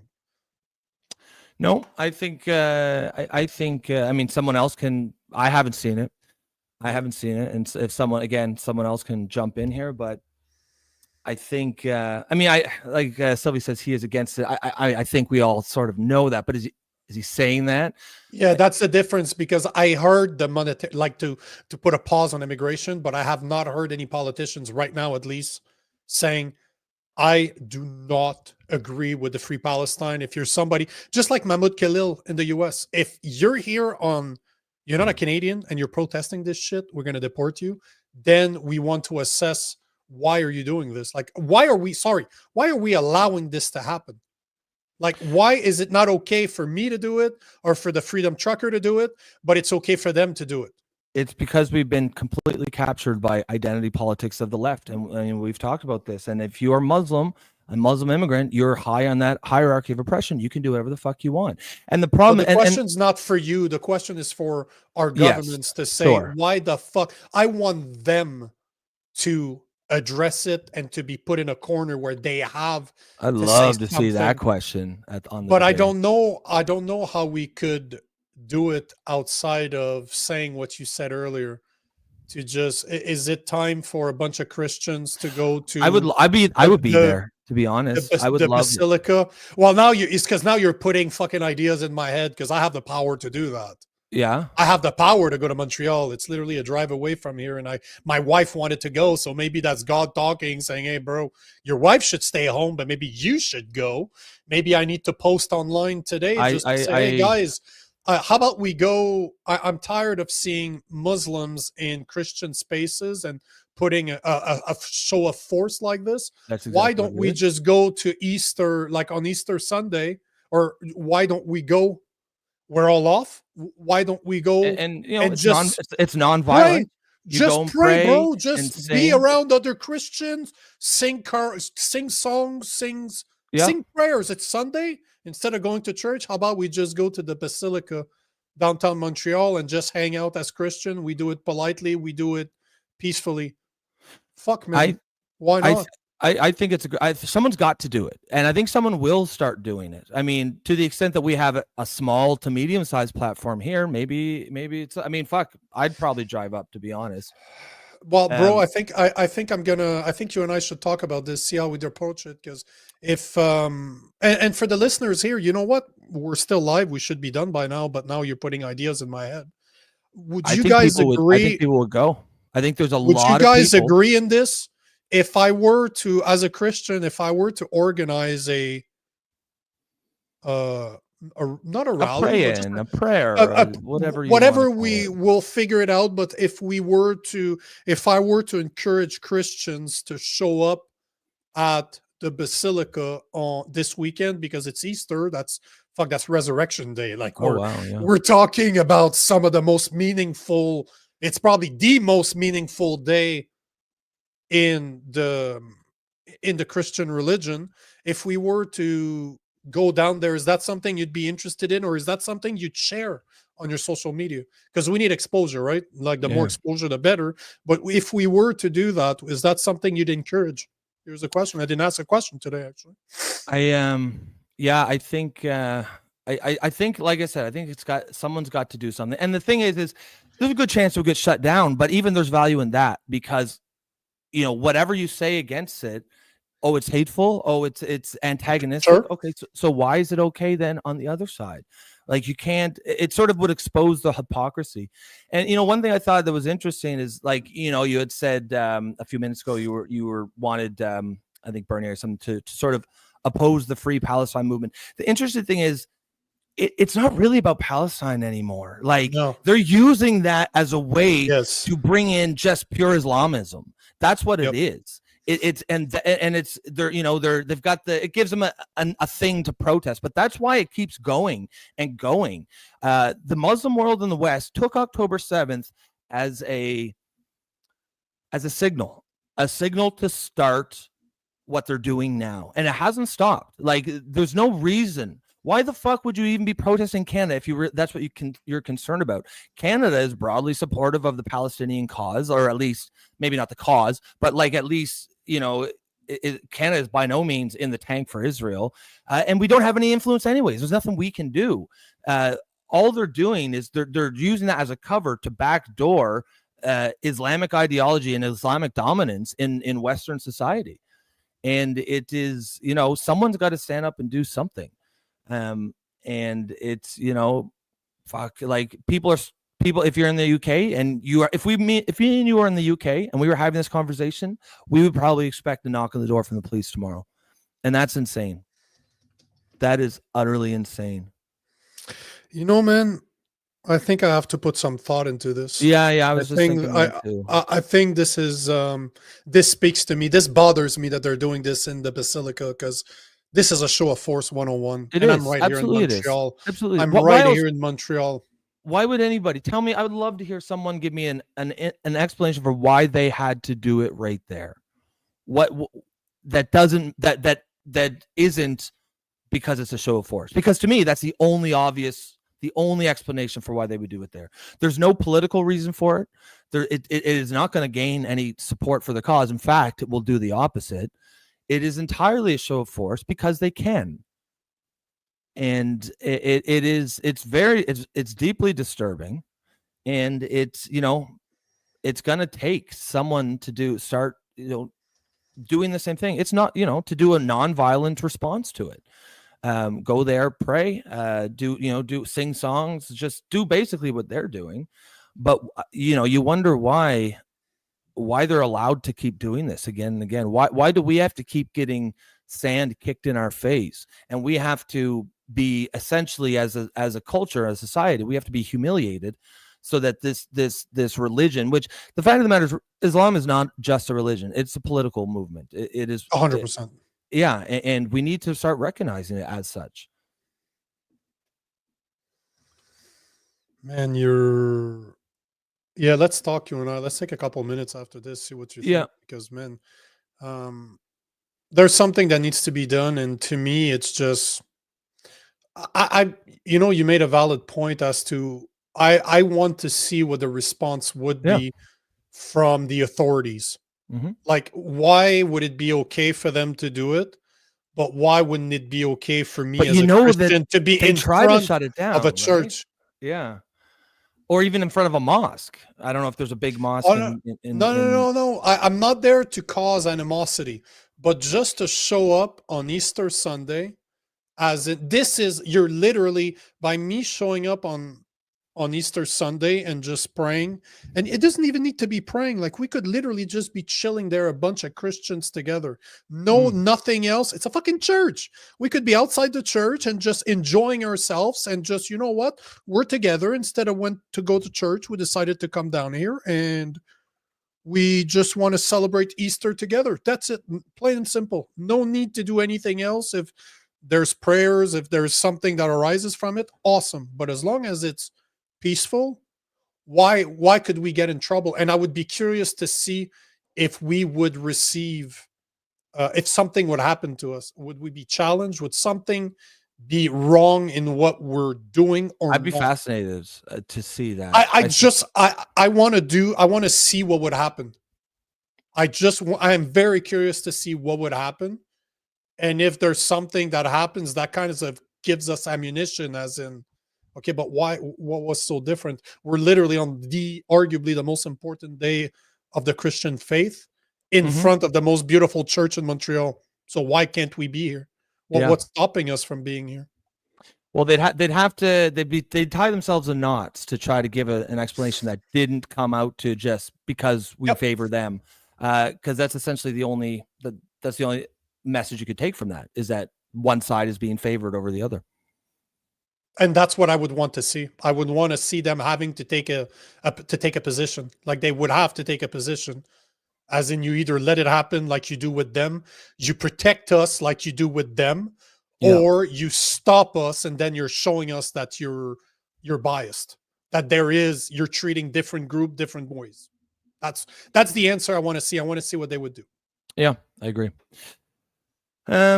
With that, I'm done, bro, because I could go forever, but no, I'm done, man. Yeah. But Tony says here, 100%. If I lived there, 100%, I would join you in prayer. They're cowards hiding behind masks and police. Yeah, I mean, it's the same pattern we see again and again, whether it's the UK, whether it's America, whether it's here in Canada. They're all following the same playbook. And take this final question before we take off. Sylvia says, I have a question for you too. Why do you think it's all white countries being invaded by third worlders? I mean, I think it's mostly the rich countries and that happen to be. Yeah, there's several things. We're tolerant enough to allow it. We're also the rich countries. It happens to be that we're white. But it's freedom aspect of things. Yeah, they know we're gonna let them do it. Yeah, because we have this society based on openness and freedom and tolerance, but we're bringing people in here who do not share those values, and we're the biggest fucking idiots in the world if we keep allowing this to happen, because everything that we love about our country is going to go down the tubes if we continue to import massive numbers of people who hate it, who do not agree with our values, who do not want us to be. Who they want to impose their values, their religion, their morals on Western society, and that we can't accept that. That is unacceptable. I agree, man. With that, yes, we've gone 35 minutes over, but it's par for the course with us. Guys, as usual, we thank you and we appreciate everything you guys do here for us. The show is obviously nothing without our followers and the audience engagement. That's exactly why we do it live. You could have been anywhere in the world today, but you chose to be here with us, and we're always going to appreciate that. So, it's a good talk today. Yeah, we'll got a little. Who knows? Maybe something interesting will come out of this. But until then, we will check you guys tomorrow, and have a great night. And we'll see you tomorrow. Peace out, guys.